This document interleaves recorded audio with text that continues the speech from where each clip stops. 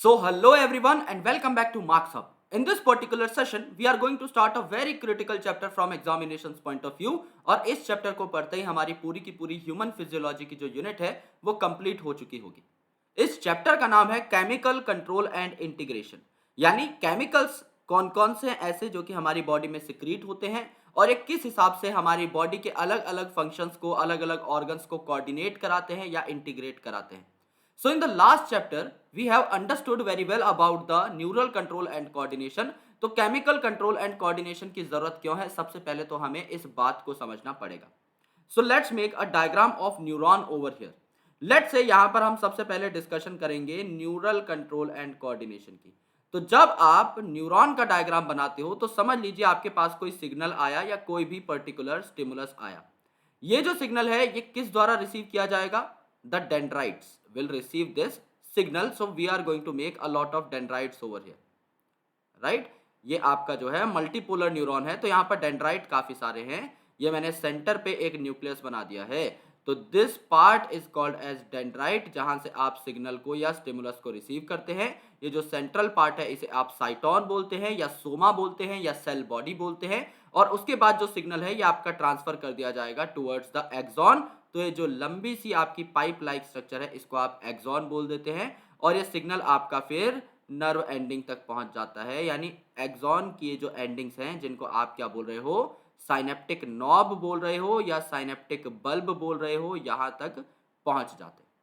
तो सिग्नल आपका यहां तक पहुंचा एंड अल्टीमेटली इस सिग्नल को कहां जाना है? इस सिग्नल को जाना है किसी ऑर्गन में या फिर किसी ग्लैंड के अंदर, या आप कह सकते हैं किसी पर्टिकुलर मसल के अंदर। जहां पर भी आपको सिग्नल भेजना है, चाहे वो कोई सेल हो चाहे कोई टिश्यू हो, वहां पर आप इस फाइनल एक्सॉन के टर्मिनस को इंटीग्रेट करा देंगे। तो पहली चीज हमें यह जाननी है कि क्या बॉडी के अंदर जितने भी सेल हैं उन सब के अंदर इस वायरिंग को आप लोग एस्टेब्लिश कर सकते हो? The answer is no. So first answer है नो, कि आप जो है ईच सेल के अंदर, each cell of your body, each cell of your body can't have neuronal invagination, यानी न्यूरॉन जो है ये इन्वेजिनेट नहीं कर सकते उनके अंदर, ये न्यूरॉन जो है ये पेनिट्रेट नहीं कर सकते हर सेल के अंदर। यानी कि आप ये कह सकते हो कि जिस सेल के अंदर ये तार का सिग्नल नहीं जा पा रहा है वहां पर आपको किसी और मेथड का इस्तेमाल करना पड़ेगा सिग्नल्स को भेजने के लिए। तो अगर आपके हर सेल के अंदर ये वायरिंग नहीं हो रखी, ये तार नहीं बिछे हुए, तो कहीं ना कहीं पर आपको केमिकल्स का इस्तेमाल करना पड़ेगा। Therefore chemical integration is used, chemical integration is used. क्यों? क्योंकि आपका जो ब्लड है उसके थ्रू ट्रेवल करते हैं आपके हॉर्मोन्स। तो अगर आपका ब्लड है ये हर सेल के अंदर जा रहा है, हर टिश्यू के अंदर जा रहा है आपका ऑक्सीजन और न्यूट्रिएंट्स लेके, तो वो उस ऑक्सीजन और न्यूट्रिएंट के साथ साथ हॉर्मोन्स के नाम पर सिग्नल भी लेकर के जा सकता है। दूसरी इंपॉर्टेंट जो यहां पर डिफिकल्टी थी न्यूरॉन के अंदर वो ये थी कि न्यूरॉन की मेम्ब्रेन जो है ये आपकी पोलराइज्ड रहती है। The membrane of neuron, the membrane of neuron is polarised, is polarised. हमने देखा था इन लास्ट चैप्टर कि अगर आप रेस्टिंग स्टेट में देखोगे इस न्यूरॉन की मेम्ब्रेन को तो आपको क्या पता लगेगा कि बाहर की साइड आपके 3 सोडियम फेंके जाते हैं, तो बाहर की जो साइड रहती है it is positive in nature, जबकि अंदर की जो साइड है इट इज कंपैरेटिवली नेगेटिव, क्योंकि अंदर की साइड 2 पोटेशियम फेंके जाते हैं via the sodium potassium pump, और अंदर की साइड कुछ नेगेटिवली चार्ज प्रोटीन्स भी कंसंट्रेटेड होते हैं। तो मेम्ब्रेन जो है इनिशियली अगर ये रेस्टिंग स्टेट में है तो रेस्टिंग स्टेट में अंदर की मेम्ब्रेन हमेशा नेगेटिव रहेगी और बाहर की मेम्ब्रेन जो है हमेशा पॉजिटिव रहेगी। तो एक बार में ये एक ही सिग्नल ले सकती है। इसका मतलब क्या हुआ? अगर मैंने एक सिग्नल भेजा है इस न्यूरॉन के थ्रू तो ये जो पॉजिटिव नेगेटिव चार्ज है रिवर्स हो गया था। In the transmission of nerve impulse हमने देखा था कि नेगेटिव चार्जेस बाहर चले गए थे, अंदर आ गए थे आपके पॉजिटिव चार्जेस। और फिर जब सिग्नल आपका पूरा ट्रांसफर हो चुका था इस पूरे एक्सॉन से, तो आपने क्या किया था? दोबारा से इनको बाहर की साइड पॉजिटिव और अंदर की साइड नेगेटिव करवा दिया था via sodium potassium pump.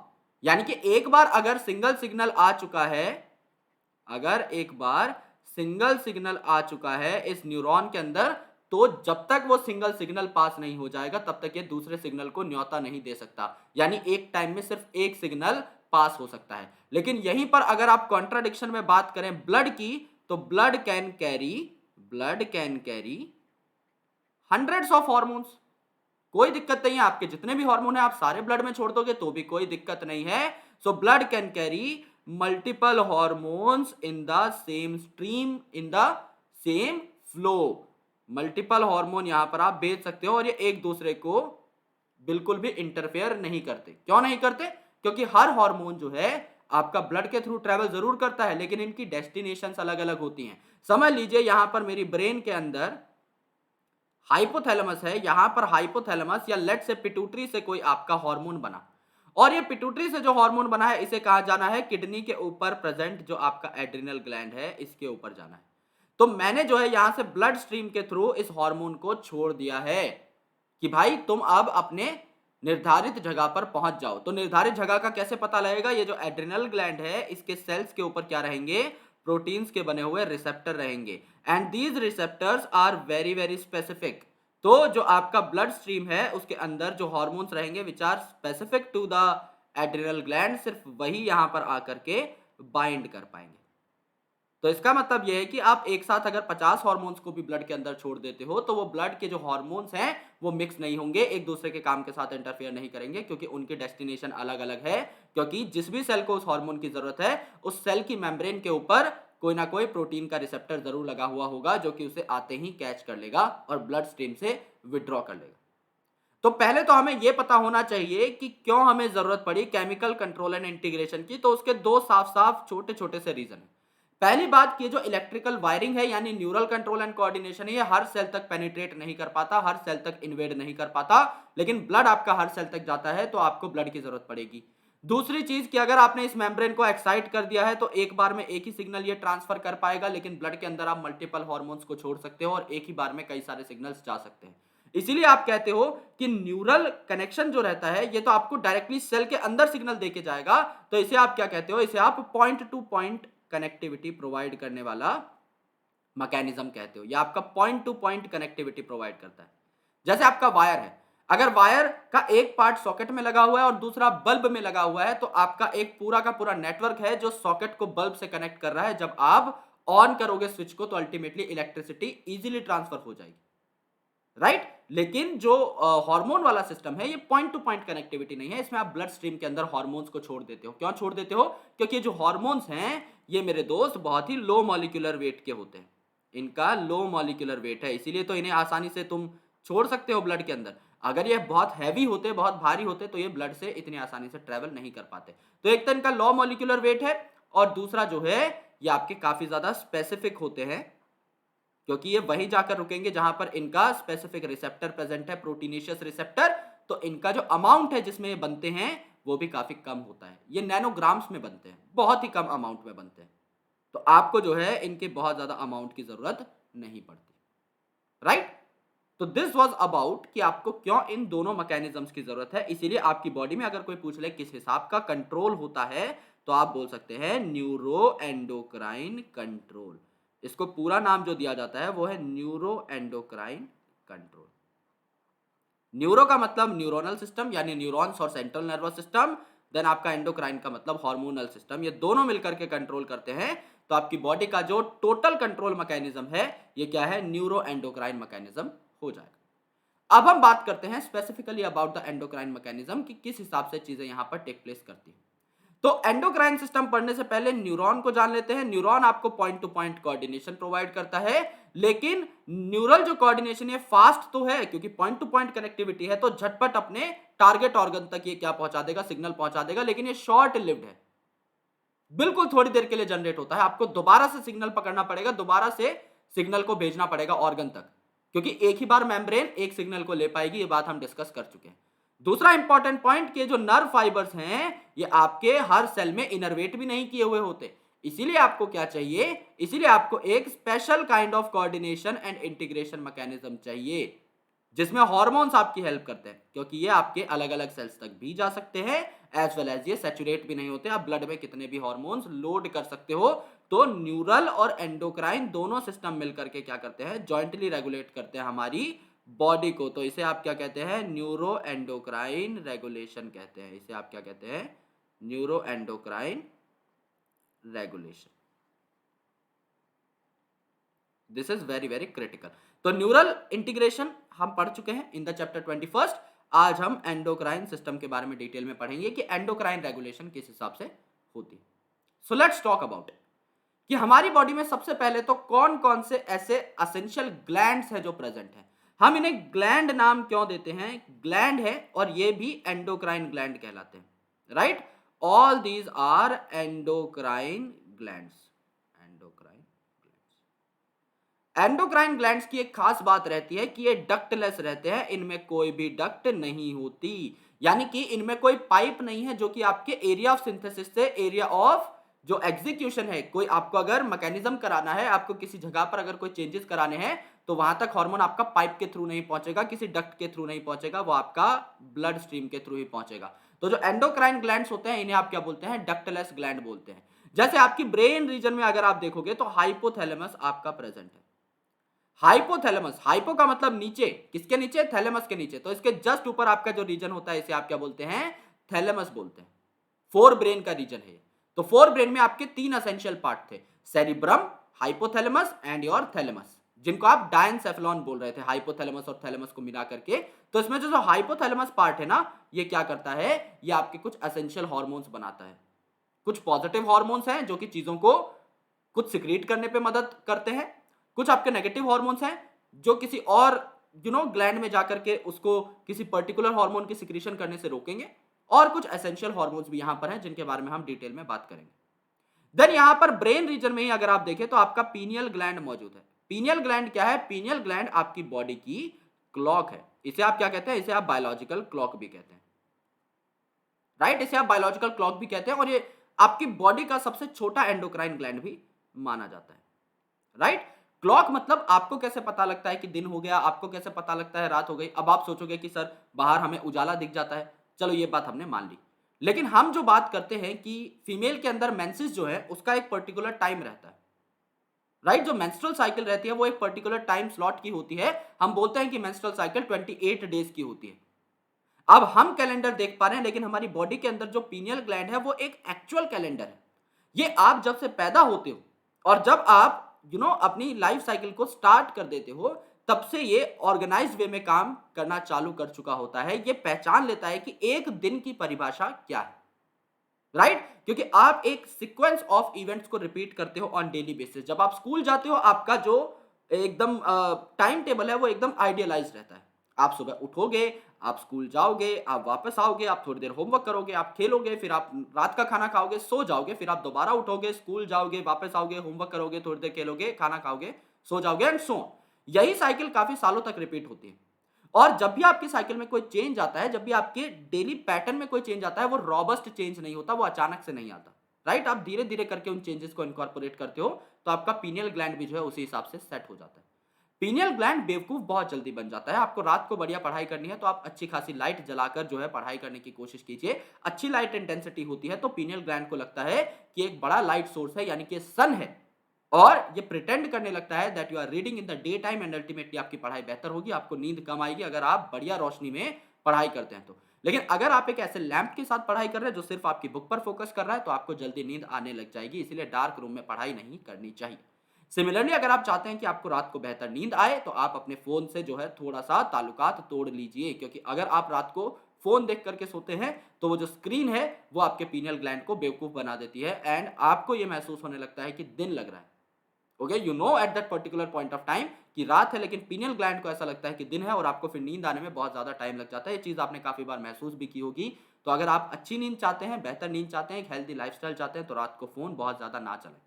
Okay, then आपका पिट्यूटरी जो कि हाइपोथैलेमस के जस्ट नीचे प्रेजेंट रहता है। पिट्यूटरी आपके काफी सारे हार्मोन्स बनाता है, क्योंकि यहाँ पर एंटीरियर पिट्यूटरी जो है वो अलग हार्मोन्स बनाएगी, एंड पोस्टीरियर पिट्यूटरी जो है वो अलग हार्मोन्स को स्टोर करेगी। अब स्टोर वर्ड मैंने क्यों यहाँ पर इस्तेमाल किया, उसके लॉजिक के बारे में भी हम पढ़ेंगे। तो ये आपके ब्रेन रीजन के अंदर प्रेजेंट होते हैं तीनों की तीनों चीजें। कौन सी, हाइपोथैलेमस, आपका पिट्यूटरी एंड आपका पीनियल ग्लैंड। जब आप इस रीजन में बढ़ते हैं तो आपको थायराइड दिखाई दे जाता है। ओके, तो आगे की साइड जो है ये आपका थायराइड है, और इसी थायराइड के पीछे आपके चार छोटे छोटे लोब्स लगे हुए हैं। उन चार छोटे छोटे लोब्स को आप क्या कहते हैं, पैराथायराइड बोलते हैं। तो ये जो चार मैंने छोटी छोटी यहाँ पर डॉट्स बनाए हैं, ये आपके डोर्सल साइड में प्रेजेंट है, जिनको आप पैराथायरॉयड बोलते हैं। तो थायराइड और पैराथायरॉयड दोनों की पोजीशन ये गले वाली। इसके बाद अगर आप देखते हैं आपके लंग्स के बीच में, तो आपको यहां पर थाइमस दिखाई दे जाता है। ओके, तो ये थाइमस ग्लैंड है जो कि थाइमोसिन नाम के इंपॉर्टेंट हॉर्मोन्स सिक्रीट करता है। तो थाइमस जो है यहां पर आपको मिलेगा in the chest region, just in between the lungs. उसके बाद नीचे आपको पेनक्रियाज दिखाई देता है। पेनक्रियाज आपको पता है पेनक्रियाटिक जूस बनाता है, डाइजेशन में इसकी बात हो चुकी है। तो ये कैसा है, ये आपका एक हेटेरोक्राइन ग्लैंड है। हमने देखा था इसको हम क्या बोल रहे थे, मिक्स्ड ग्लैंड या कंपाउंड ग्लैंड या हेटेरोक्राइन ग्लैंड बोल रहे थे। हेटेरोक्राइन मतलब दोनों प्रकार की क्राइन एबिलिटी है इसके अंदर। ये एक्सोक्राइन भी है, यानी एंजाइम भी बनाएगा, जैसे कि आपके डाइजेस्टिव एंजाइम्स पेनक्रियाटिक जूस के अंदर जो प्रेजेंट थे, और ये आपका एंडोक्राइन भी है, यानी ये हार्मोन भी बनाएगा, जैसे कि इंसुलिन और ग्लूकागॉन। किडनी के ऊपर जो टोपी थी, जो हमने एक्सक्रीटरी सिस्टम में देखी थी, किडनी के ऊपर ये जो टोपियां हैं, ये क्या है, आपकी एड्रिनल ग्लैंड हैं। एड्रिनल ग्लैंड, यहां पर भी अलग अलग रीजन है एड्रिनल ग्लैंड के अंदर, adrenal cortex and adrenal medulla, जो कि अलग अलग हार्मोन्स बनाएंगे, इनके बारे में भी हम पढ़ेंगे। और अगर आप एक मेल हो तो आपके अंदर जो है टेस्टिस प्रेजेंट होंगे, जो कि एंड्रोजन्स वगैरह सिक्रीट करेंगे। एंड अगर आप एक फीमेल हो तो आपके अंदर ओवरीज प्रेजेंट होंगी। These are called as the primary sex organs. इन्हें प्राइमरी सेक्स ऑर्गन्स क्यों कहा जाता है, क्योंकि ये जो टेस्टिस है इसी के अंदर आपका स्पर्म भी बनता है। तो जो गैमीट बनाता है उसे प्राइमरी सेक्स ऑर्गन्स कहते हैं। और ये जो ओवरी है इसी के अंदर आपका ओवम बनता है या एग बनता है, इसीलिए इसको भी प्राइमरी सेक्स ऑर्गन बोला जाता है in case of female. Egg और ओवम बनाने के साथ साथ ये क्या करते हैं, ये आपके सेक्स हार्मोन्स भी बनाते हैं। जैसे कि आपकी जो फीमेल है इसके अंदर सेक्स हार्मोन्स कौन से होंगे, आपके प्रोजेस्टेरॉन और एस्ट्रोजन, जबकि आपका जो मेल है इसके अंदर आपके एंड्रोजन्स मौजूद होंगे, जैसे कि आपका टेस्टोस्टेरॉन। तो ये सारी चीजें हमें पढ़नी है बारी बारी, यानी हम सबसे ऊपर से स्टार्ट करेंगे, यानी हम हाइपोथैलेमस से स्टार्ट करेंगे, देन पिट्यूटरी की बात करेंगे, पीनियल की बात करेंगे, thyroid, parathyroid, thymus, pancreas, adrenal and then testis, ovary, और तब जाके आपका जो है चैप्टर कंप्लीट होगा। इसके साथ साथ हम बात करेंगे the mechanism of hormone action, कि आपके दो अलग अलग प्रकार के मैकेनिज्म होते हैं। एक वो जो मेम्ब्रेन को ब्रीच कर सकते हैं। अब मेम्ब्रेन को लिपिड नाम की चीज आसानी से तोड़ सकती है या उसको क्रॉस कर सकती है। तो जो स्टेरॉइड हार्मोन्स होते हैं वो आसानी से मेम्ब्रेन को क्रॉस करके सेल के अंदर चले जाते हैं। लेकिन जैसा मैंने आपको बताया, कुछ ऐसे हार्मोन्स हैं जो कि मेम्ब्रेन को क्रॉस नहीं कर पाएंगे, तो वो रिसेप्टर तक क्या पहुंचा देते हैं, सिग्नल पहुंचा देते हैं। हमने अभी देखा था कि मेम्ब्रेन के ऊपर एक प्रोटीन का रिसेप्टर प्रेजेंट होता है जो कि सिग्नल्स को कैरी कर लेता है। तो उस प्रोटीन के रिसेप्टर से जब सिग्नल अंदर जाते हैं तो किस हिसाब से जाते हैं उसके बारे में भी हम लोग बात करेंगे। तो एंडोक्राइन ग्लैंड्स का बेसिक्स हम लोग अभी समझ लेते हैं। It includes the endocrine gland, यानी एंडोक्राइन जो सिस्टम है इसमें ग्लैंड्स प्रेजेंट होते हैं, which are often called as the ductless gland. और यहां पर ग्लैंड जो है ये ऑर्गन की तरह तो काम कर ही सकते हैं, काफी बार कुछ ऐसे डिफ्यूज्ड टिश्यूज हैं या सेल्स हैं जो कि क्या बनाते हैं, हार्मोन्स बनाते हैं। हमने कहां देखी थी ये चीज, हमने डाइजेस्टिव सिस्टम में देखी थी कि कुछ आपके पेट के सेल हैं, गैस्ट्रिक सेल्स, जो कि इंपॉर्टेंट हार्मोन्स बना रहे थे, जैसे कि आपका गैस्ट्रिन वगैरह बन रहा था, सिक्रेटिन वगैरह बन रहा था, कोलेसिस्टोकाइनिन वगैरह बन रहा था। तो ये सारी चीजें आपकी टिश्यूज से बनती हैं या कुछ स्पेशलाइज्ड सेल्स से बनती हैं। तो जरूरी नहीं है कि एंडोक्राइन सिस्टम के अंदर सारे के सारे बढ़िया ग्लैंड्स ही हो सकता है कुछ आपके टिश्यूज और सेल्स हो जो कि इंपॉर्टेंट हार्मोन्स बनाने का काम कर रहे हो। इनकी जो सिक्रीशंस होती है इनको हार्मोन बुलाते हो आप। और हार्मोन की खास बात क्या है, ये ब्लड स्ट्रीम में छोड़ दी जाती है, क्योंकि endocrine gland are the ductless gland, और ये डिस्टेंटली लोकेटेड ऑर्गन्स तक पहुंच जाती है, क्योंकि वहां पर आपका स्पेसिफिक रिसेप्टर है जो इनसे सिग्नल को कैरी कर लेता है, इसीलिए कहीं और नहीं जाते।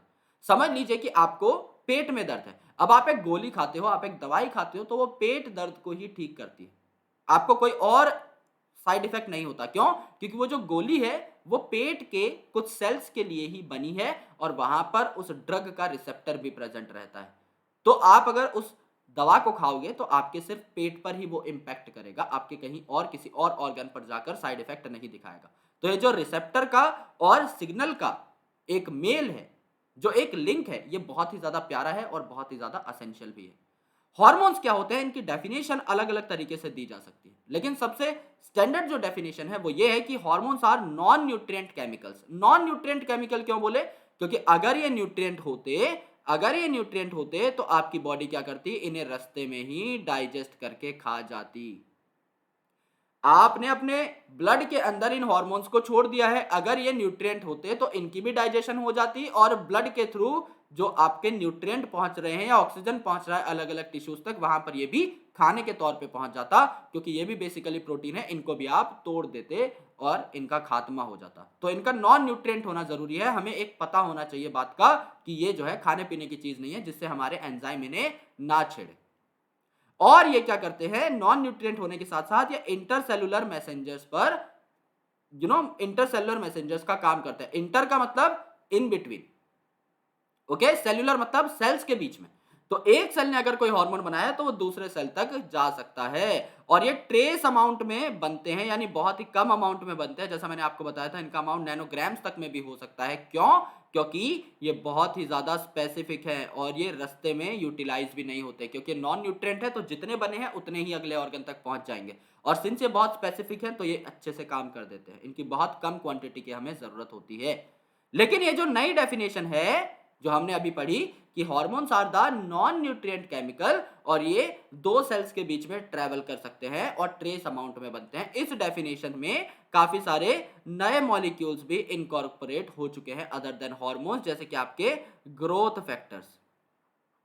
आपके ग्रोथ फैक्टर्स जो है these are hormone like chemicals, these are not exact hormones, लेकिन ये हार्मोन लाइक केमिकल्स होते हैं जो कि आपके ग्रोथ में और डेवलपमेंट में हेल्प करते हैं। तो ये भी आपके इस डेफिनेशन के अंदर इनकॉर्पोरेट हो चुके हैं, राइट। वर्टिब्रेट जो है इनमें एक ज्यादा इलेबोरेट सिस्टम देखने को मिलता है। अगर आप बात करें वर्टिब्रेट्स की तो यहां पर आपके हार्मोन्स का जो नंबर है ये ज्यादा है, हार्मोन्स का नंबर वर्टिब्रेट्स में ज्यादा है, और एंडोक्राइन सिस्टम जो है इसके अंदर ग्लैंड्स भी आपके ज्यादा है इन केस ऑफ वर्टिब्रेट। जबकि जो इनवर्टिब्रेट्स रहते हैं ये आपके पुअरली डेवलप्ड एंडोक्राइन सिस्टम को कंटेन करते हैं, इनमें कोई बहुत ही ज्यादा खतरनाक सिस्टम देखने को हमें नहीं मिलता है, राइट। और ये बहुत ही ऑब्वियस सी बात है, इसीलिए वर्टिब्रेट्स ज्यादा डेवलप्ड है। जब हम ह्यूमन एंडोक्राइन सिस्टम की बात करते हैं तो हम अलग अलग ग्लैंड्स के बारे में पढ़ते हैं। सबसे पहले ब्रेन में जो प्रेजेंट है आपका हाइपोथैलेमस, थैलेमस के नीचे, उसकी बात करेंगे। फिर पिट्यूटरी की हम लोग बात करेंगे, एंड देन हम पीनियल ग्लैंड की यानी बायोलॉजिकल क्लॉक की बात करेंगे। जब हम ब्रेन से नीचे आ गए गले वाले पार्ट पे तो यहां पर थायराइड प्रेजेंट है, और यहीं पर इस थायराइड के पीछे डॉर्सल साइड में पैराथायराइड ग्लैंड प्रेजेंट है। फिर हम छाती के रीजन में जब पहुंचे तो लंग्स के बीच में आपका थाइमस प्रेजेंट है। किडनी वाले रीजन में जब पहुंचे तो किडनी की टोपी एड्रेनल ग्लैंड प्रेजेंट है। उसके बाद हम पेनक्रियाज तक पहुंचे, एंड अल्टीमेटली हम लोग गोनैड्स की तरफ बढ़ गए, यानी हमारे जो इंपॉर्टेंट सेक्स ऑर्गन्स हैं इनके साथ एसोसिएटेड जो गोनैड्स हैं, जो कि हमारे sex hormones as well as हमारे गैमीट्स बनाएंगे, उनके बारे में हम चर्चा करेंगे। So we need to discuss about all these glands in this chapter. तो हम अपनी शुरुआत कर देते हैं किससे, सबसे पहले और सबसे क्रिटिकल पार्ट से, दैट इज हाइपोथैलेमस। नाम क्या है? हाइपो। हाइपो का मतलब होता है बिलो या नीचे या कम, बिलो थैलेमस। तो अगर यह हाइपोथैलेमस रीजन है तो इसके चारों ओर, इसके ऊपर कौन सा रीजन प्रेजेंट रहेगा, इसके चारों ओर कौन सा रीजन प्रेजेंट रहेगा? थैलेमस। क्या इसमें कोई रॉकेट साइंस वाली बात कर दी है मैंने? नहीं, ये एक लॉजिक है कि आपका थैलेमस ऊपर रहेगा, उसके नीचे जो पार्ट है उसी को आपने क्या बोला है? प्यार से हाइपोथैलेमस बोला है। हाइपोथैलेमस हमने कहां पढ़ा था? फोर ब्रेन के अंदर। तो फोर ब्रेन जो है मेरे दोस्त, उसमें आपके इंपॉर्टेंट पार्ट्स थे जैसे कि सेरिब्रम और डायनसेफेलॉन। तो डायनसेफेलॉन में there were two parts called as thalamus and hypothalamus. ये दोनों मिलकर के क्या बना रहे थे? दोनों मिलकर के डायनसेफेलॉन बना रहे थे, ओके। सो ये जो डायनसेफेलॉन है फोर ब्रेन के अंदर, यहां पर आपका हाइपोथैलेमस प्रेजेंट है जो कि एक स्पेक्ट्रम ऑफ बॉडी फंक्शंस को रेगुलेट कर सकता है। ये जो डायग्राम आपको दिखाई दे रहा है इसके अंदर आप लोग नोट कर सकते हो कि आपकी एक्चुअल पोजीशन हाइपोथैलेमस की कौन सी, ओके। ये जो हाइपोथैलेमस है इसमें न्यूरोसिक्रीटरी सेल्स होते हैं। न्यूरोसिक्रीटरी सेल्स मतलब ऐसे सिक्रीटरी सेल्स हैं जो कि न्यूरोनल है ओरिजिन में, जिनको आप प्यार से क्या बोलते हो? न्यूक्लियाई भी बोलते हो। तो ये जो सेल्स हैं, क्योंकि इन्हें न्यूरोसिक्रीटरी बोला हुआ है, तो ये न्यूरल कनेक्शन भी शो करते हैं, और जो भी हार्मोन्स ये बनाएंगे, जो भी सिग्नल्स इनके पास होंगे, वो ये किसको पहुंचाएंगे? पिट्यूटरी ग्लैंड तक पहुंचाएंगे। तो न्यूरोसिक्रीटरी सेल्स जो न्यूक्लियाई जिन्हें आप बोल रहे हैं, यहां पर ये सिक्रीट करेंगे अलग अलग टाइप के हार्मोन्स, और ये पिट्यूटरी हार्मोन्स की रेगुलेशन कर पाएंगे। यानी हाइपोथैलेमस से अगर कोई सिग्नल जाता है पॉजिटिव तो पिट्यूटरी में हार्मोन्स बनना स्टार्ट हो जाएंगे। अगर हाइपोथैलेमस से सिग्नल जाता है नेगेटिव तो पिट्यूटरी में हार्मोन्स बनना बंद हो जाएंगे। यानी पिट्यूटरी को एक्चुअल में कंट्रोल करने का काम कौन करता है? पिट्यूटरी से चीजों की सिंथेसिस होगी या नहीं, ये रेगुलेट करने का काम कौन करता है? हाइपोथैलेमस। और कैसे रेगुलेट करता है? न्यूरल मैकेनिज्म से। इनके अंदर न्यूरॉन्स इनकॉर्पोरेटेड होते हैं। तो इसके बारे में भी हम पढ़ेंगे कि किस प्रकार की रेगुलेशन आपका हाइपोथैलेमस शो करता है पिट्यूटरी के साथ। तो हाइपोथैलेमस अलग अलग टाइप के हार्मोन बनाता है। पहले आपके रिलीजिंग हार्मोन। रिलीजिंग हार्मोन क्या है? ये आपके पॉजिटिव सिग्नल है, ये आपके पॉजिटिव सिग्नल है, जैसे कि जीएनआरएच। जीएनआरएच का फुल फॉर्म क्या है? Gonadotropin releasing hormone. गोनेडोट्रोपिन क्या होते हैं? ये आपके होते हैं एलएच और एफएसएच यानी ल्यूटिनाइजिंग हार्मोन और फॉलिकल स्टिमुलेटिंग हार्मोन। गोनेडोट्रोपिन मतलब ये आपके गोनैड्स पे एक्ट करते हैं, ये आपके सेक्सुअल ऑर्गन्स पे एक्ट करते हैं, यानी सेक्सुअल डेवलपमेंट से रिलेटेड जो प्रोसेसेस होंगे ये आपके एलएच और एफएसएच रेगुलेट करेंगे। लेकिन एलएच और एफएसएच कैसे बनेगा? जब जीएनआरएच उन्हें मिलेगा हाइपोथैलेमस से। यानी क्या हुआ यहां पर? ये जो आपका हाइपोथैलेमस था, इस हाइपोथैलेमस से क्या गया? जीएनआरएच गया। और ये जो जीएनआरएच था, it is a kind of positive signal. तो ये जीएनआरएच किसके पास पहुंचा मेरे दोस्त? ये जीएनआरएच आपका पहुंचा पिट्यूटरी के पास।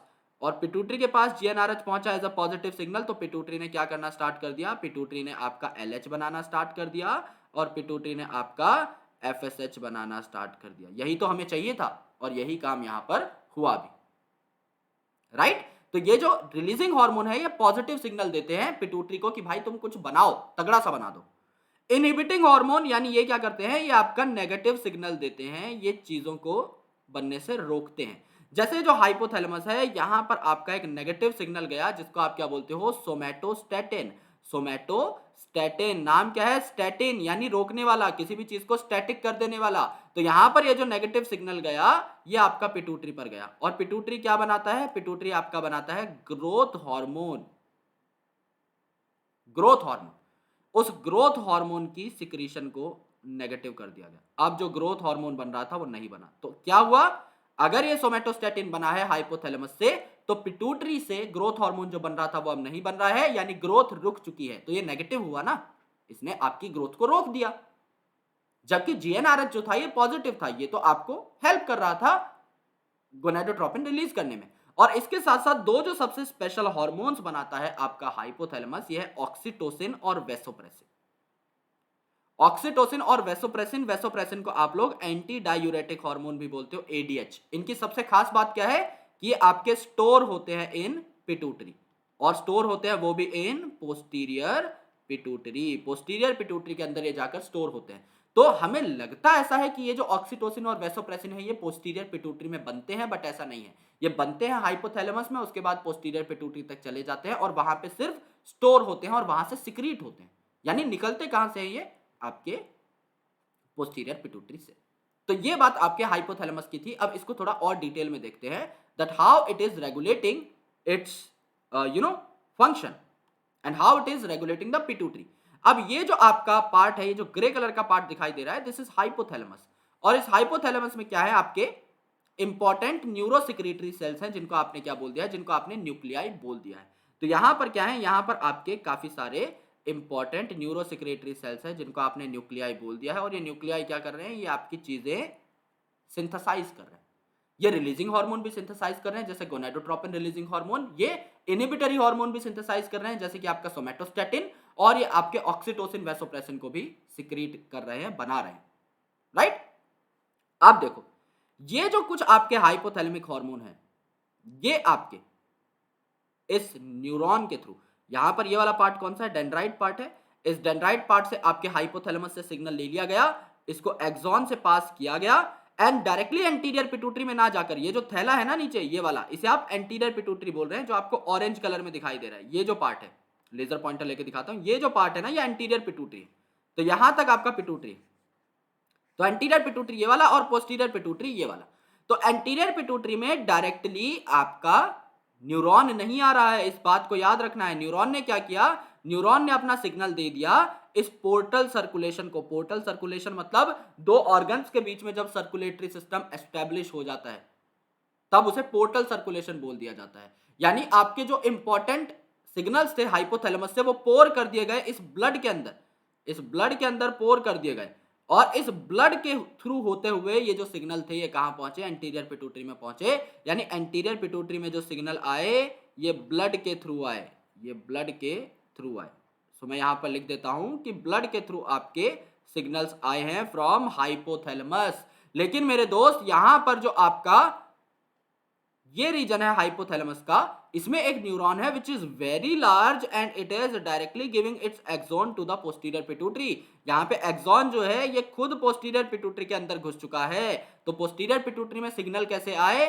आपके सिग्नल जो आए ये न्यूरॉन के थ्रू आए। बात समझ में आई कि एंटीरियर और पोस्टीरियर पिट्यूटरी में डिफरेंस क्या है? पहला डिफरेंस हमें इनकी कंडक्शन से ही पता लग जाना चाहिए। डिफरेंस क्या हुआ? जो एंटीरियर पिट्यूटरी है उसमें सबसे पहले क्या हुआ, हाइपोथैलेमस से एक न्यूरॉन सिग्नल लेकर आया, लेकिन वो न्यूरॉन क्योंकि डायरेक्टली इन्वेड नहीं हो सकता आपका एंटीरियर पिट्यूटरी में, तो उसने पोर्टल सर्कुलेशन में अपना क्या दे दिया, सिग्नल दे दिया, और वो सिग्नल आपका कहां तक पहुंच गया, एंटीरियर पिट्यूटरी तक पहुंच गया। यानी जो आपके रिलीजिंग हार्मोन है, जो आपके इनहिबिटरी हार्मोन है, वो यहां तक पहुंच जाएंगे। लेकिन आपके कुछ न्यूरॉन्स जो हैं वो डायरेक्टली पोस्टीरियर पिट्यूटरी के अंदर एंटर करते हैं। तो जो ऑक्सीटोसिन और वेसोप्रेसिन बन रहे थे आपके हाइपोथैलेमस के अंदर, वो पोस्टीरियर पिट्यूटरी तक कैसे पहुंचेंगे? डायरेक्टली न्यूरॉन्स के थ्रू पहुंच जाएंगे, और पोस्टीरियर पिट्यूटरी इनको स्टोर करके रखेगा और बाद में अपने अंदर से रिलीज कर देगा। तो बनाता कौन है ऑक्सीटोसिन वेसोप्रेसिन? सिंथेसाइज कौन करता है? हाइपोथैलेमस। और सिक्रीट कौन करेगा? सिक्रीट करना मतलब आगे भेजना। कौन भेजेगा? आपका पोस्टीरियर पिट्यूटरी भेजेगा स्टोर करने के बाद। सो हाइपोथैलेमस जो है इसमें क्या क्या हुआ? These hormones originating in the hypothalamic neuron pass through axons and are released from their nerve ending।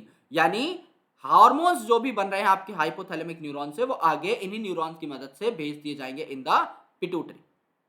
लेकिन these hormone reach the pituitary gland through a portal circulatory system। तो जिस पिट्यूटरी के पार्ट में पोर्टल सर्कुलेटरी सिस्टम से आ रहा है सामान, वो एंटीरियर पिट्यूटरी होगी। इसमें डायरेक्ट आपका न्यूरोनल इन्वेजिनेशन नहीं है, इसमें डायरेक्टली एक्सॉन एंट्री नहीं कर रहा है। लेकिन जो पोस्टीरियर पिट्यूटरी का पार्ट है ये आपका डायरेक्ट न्यूरल रेगुलेशन में होता है, यानी यहां पर डायरेक्ट आपका क्या हो रहा है, एक्सॉन इन्वेड कर रहा है। ये जो हमने यहां पर बनाया है डायरेक्टली एक्सॉन ही आकर के अपने सिग्नल दे रहा है। अब जो ऑक्सीटोसिन एंड वेसोप्रेसिन बने थे ये आपके एक्सोनली ट्रांसपोर्ट होते हैं एंड स्टोर होते हैं इन द पिट्यूटरी। कौन सी पिट्यूटरी में? पोस्टीरियर पिट्यूटरी में। हमें कैसे पता लगा सर? यहाँ पे तो लिखा नहीं हुआ मेरे भाई, कहा हुआ है कि दे आर ट्रांसपोर्टेड एक्सोनली, यानी एक्सॉन से आ रहे हैं। और एक्सॉन आपका कहाँ इन्वेड कर रहा है? एक्सॉन आपका पोस्टीरियर पिट्यूटरी में इन्वेड कर रहा है। तो आपके ऑक्सीटोसिन वेसोप्रेसिन कहाँ मिलेंगे? आपको पोस्टीरियर पिट्यूटरी में मिलेंगे। ऑक्सीटोसिन और आपके वेसोप्रेसिन यहां पर लिख भी देता हूं जिससे हमेशा याद रहे। राइट, ये आपके यहीं पर स्टोर होंगे और यहीं से आगे जो है सिक्रीट होंगे जहां पर भी इनको काम रहेगा। अब बात करते हैं पिट्यूटरी ग्लैंड की। तो हाइपोथैलेमस में हमने क्या देखा कि जो आपका फोर ब्रेन का डायंसेफेलॉन रीजन है उसका पार्ट है आपका हाइपोथैलेमस। तीन अलग अलग तरीके के हार्मोन्स बना सकता है। एक तो पोस्टीरियर पिट्यूटरी में जाएंगे डायरेक्टली एक्सॉन्स की हेल्प से, जिन्हें ऑक्सीटोसिन एंड वेसोप्रेसिन बोल दिया गया।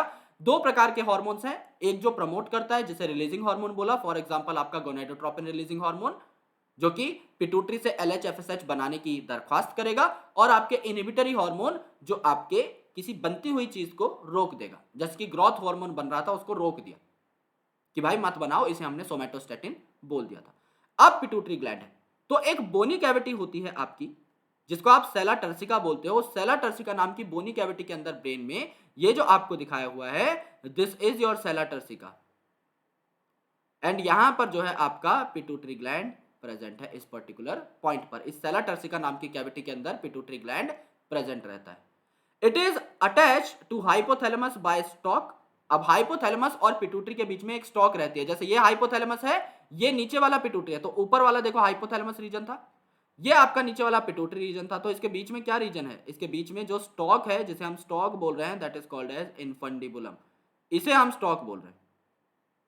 तो स्टॉक के ऊपर मैं डब्बा लगा देता हूं और स्टॉक के ऊपर मैं यहां पर भी डब्बा लगा देता हूं so that you can relate कि स्टॉक का नाम क्या है, इन्फंडिबुलम है।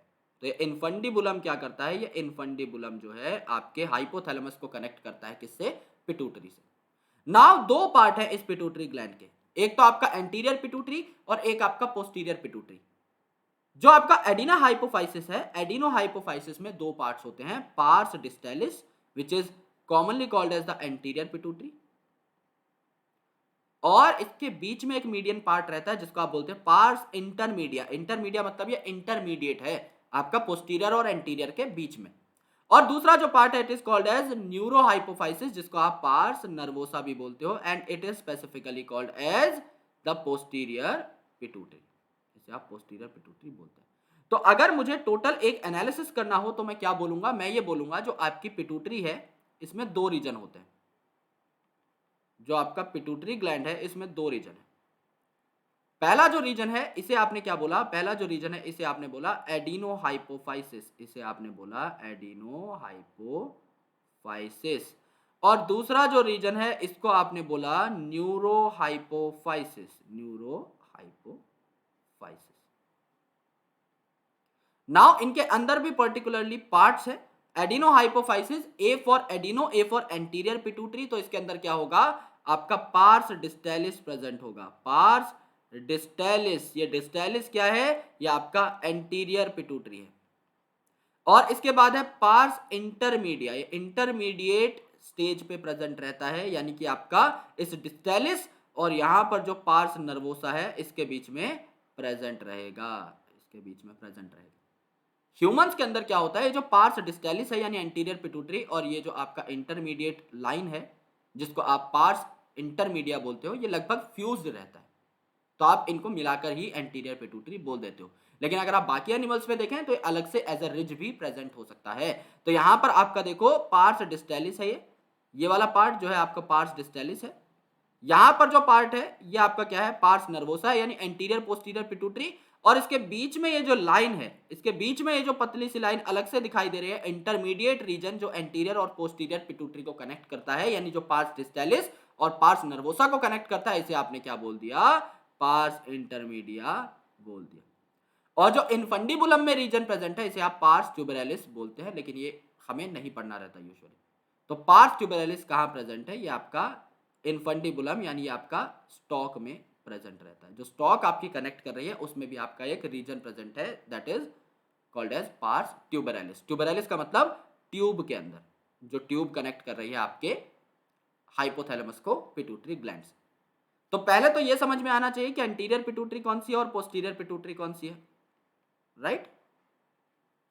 तो आपका जो ओवरऑल पिट्यूटरी ग्लैंड है इसमें आपके कुछ रीजन्स हैं, जिन्हें आपने बोला adenohypophysis, A for adeno, A for your anterior pituitary. तो जो न्यूरोहाइपोफाइसिस बचा इसमें N for neuro, N for nervosa, इसे आप पोस्टीरियर पिट्यूटरी भी बोलते हैं।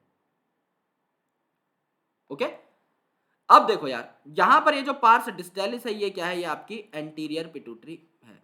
यहां पर पार्स इंटरमीडिया है एंड पार्स नर्वोसा जो है ये क्या है, आपकी पोस्टीरियर पिट्यूटरी है।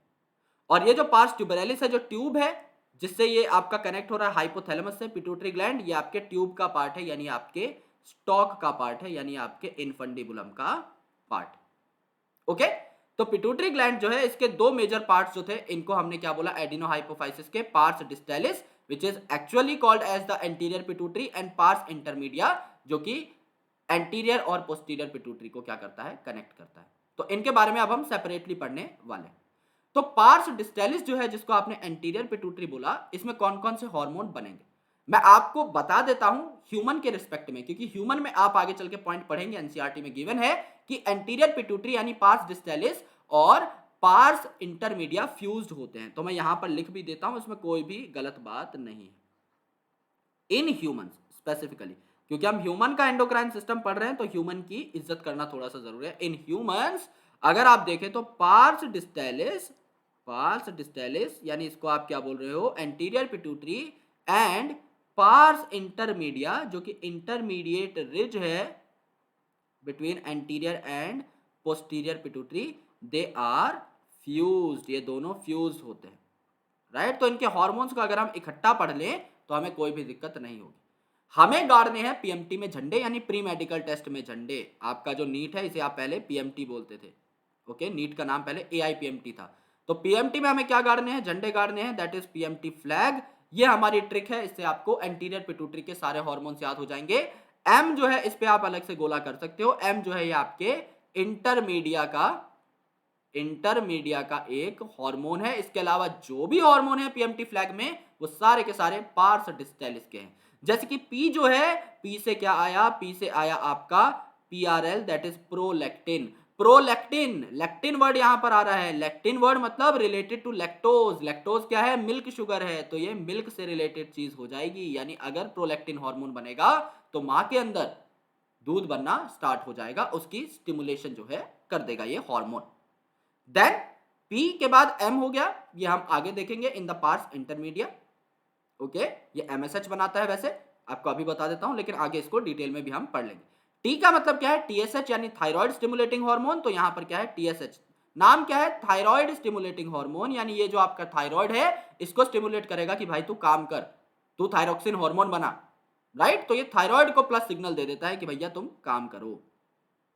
पीएमटी हो चुका है। एफ का मतलब क्या है, follicle stimulating hormone, follicle stimulating hormone, जो फॉलिकल बनते हैं फीमेल के अंदर उन फॉलिकल्स को स्टिमुलेट कर देगा, यानी आपके रिप्रोडक्टिव जो इवेंट्स है उनमें हेल्प करता है, मेल में भी काम करता है, फीमेल में भी काम करता है। तो जो फॉलिकल स्टिमुलेटिंग हार्मोन है ये आपका गोनैड से रिलेटेड है, तो जब आपका सिग्नल आएगा फ्रॉम हाइपोथैलेमस, जब आपका जीएनआरएच इनको सिग्नल देगा, जब आपका गोनेडोट्रोपिन रिलीजिंग हार्मोन सिग्नल देगा इन्हें कि भैया तुम बनाना स्टार्ट करो एफएसएच, तो आपका एफएसएच बनेगा और ये रिप्रोडक्टिव इवेंट्स में पार्टिसिपेट करेगा। एल का मतलब ल्यूटिनाइजिंग हार्मोन, ये भी आपका गोनेडोट्रोपिन है, तो इसको भी जीएनआरएच ही प्लस सिग्नल देगा, ये भी आपका काम करेगा बढ़िया बढ़िया रिप्रोडक्टिव इवेंट्स के अंदर। ए का मतलब है एड्रीनोकॉर्टिकोट्रोफिक हार्मोन यानी एसीटीएच, एड्रीनो मतलब एड्रिनल ग्लैंड, कॉर्टिको मतलब कॉर्टिकल रीजन, यानी जो एड्रिनल ग्लैंड है जो आपका किडनी के ऊपर बैठा है उसके भी कॉर्टिकल रीजन को ये एक्टिवेट करेगा कि भैया तुम भी कुछ कुछ बनाओ, ठीक है। तो सारे देखो कितने पॉजिटिव हार्मोन्स हैं। एंड एन में आता है जी, जो कि आपके लिए सबसे इंपॉर्टेंट है, ग्रोथ हार्मोन, इसके बिना तो ग्रोथ नहीं होगी, तो इसे आप क्या बोल रहे हो, सोमैटोट्रोपिन, ट्रोपिन मतलब बढ़ाना। जबकि दूसरा जो हार्मोन था जो कि आपका कहां से आ रहा था, हाइपोथैलेमस से, उसे आप क्या बोल रहे थे, सोमैटोस्टैटिन, तो यहां पर क्या हुआ, सोमैटोट्रोपिन और सोमैटोस्टैटिन एंटागोनिस्ट हो गए, ये बात मैं यहां पर लिख देता हूं, it is very very important. Somatotropin, somatotropin क्या करता है, ग्रोथ को बढ़ा देता है, सोमैटोट्रोपिन क्या करेगा, ग्रोथ को बढ़ा देगा, जबकि आपका जो सोमैटोस्टैटिन है, जो आपका सोमैटोस्टैटिन है ये ग्रोथ को घटा देगा, तो ये दोनों कैसे हो गए, एंटागोनिस्टिक हो गए। एंटागोनिस्टिक मतलब एक दूसरे से अपोजिट काम करने वाले, और अगर ये साथ काम करते, एक जैसा कोई काम करता, तो उन्हें सिनर्जिस्टिक कहा जाता है कि हाँ भैया एक दूसरे के संगी साथी हैं। तो पीएमटी फ्लैग में से एम जो है वो इंटरमीडिया का है, अगर कोई अलग से पूछे तो, लेकिन ह्यूमंस के अंदर ये फ्यूज होते हैं, तो हो सकता है आपको साथ साथ भी बताने का मौका मिल जाए, लेकिन एनसीईआरटी में भी इंटरमीडिया थोड़ा सा अलग दिया हुआ है, एंड में लाइन लिखी हुई है कि ह्यूमन के अंदर फ्यूज होता है, तो एम को हमने इसीलिए इंटरमीडिया बोल के अलग याद कर लिया। बाकी पीएमटी फ्लैग से बचे हुए सारे हार्मोन आपको एक सीक्वेंस में याद हो जाते हैं, इसमें कोई भी दिक्कत नहीं होगी। अब इनके बारे में दो दो लाइन पढ़ लेते हैं, हालांकि मैंने आपको बता दिया है, बट स्टिल हम थोड़ा बहुत इनके बारे में जान लेते हैं। जो सोमैटोट्रोपिन है इसे ग्रोथ हार्मोन बोलते हैं, क्योंकि ये ग्रोथ को बढ़ा देता है, सिंपल सी बात है, तो ये आपकी बॉडी ग्रोथ के लिए इंपॉर्टेंट है। अगर आपका जो ग्रोथ हार्मोन है इसकी ओवर सिक्रीशन हो गई है, बहुत ज्यादा अगर आपकी बॉडी में बना है, तो आपको क्या हो जाएगा, गाइगेंटिज्म, इसको आप जायंटिज्म भी बोलते हैं, कि आप जायंट बन जाओगे, आप एक दानव बन जाओगे। ये जो भैया हैं ये कितने लंबे हैं, देखो इनकी हाइट जो है 8 फीट से भी ज्यादा है, और दुनिया का आज के दिन में जो एग्जिस्ट करने वाला सबसे लंबा प्राणी है वो 8 फीट 3 इंच का है।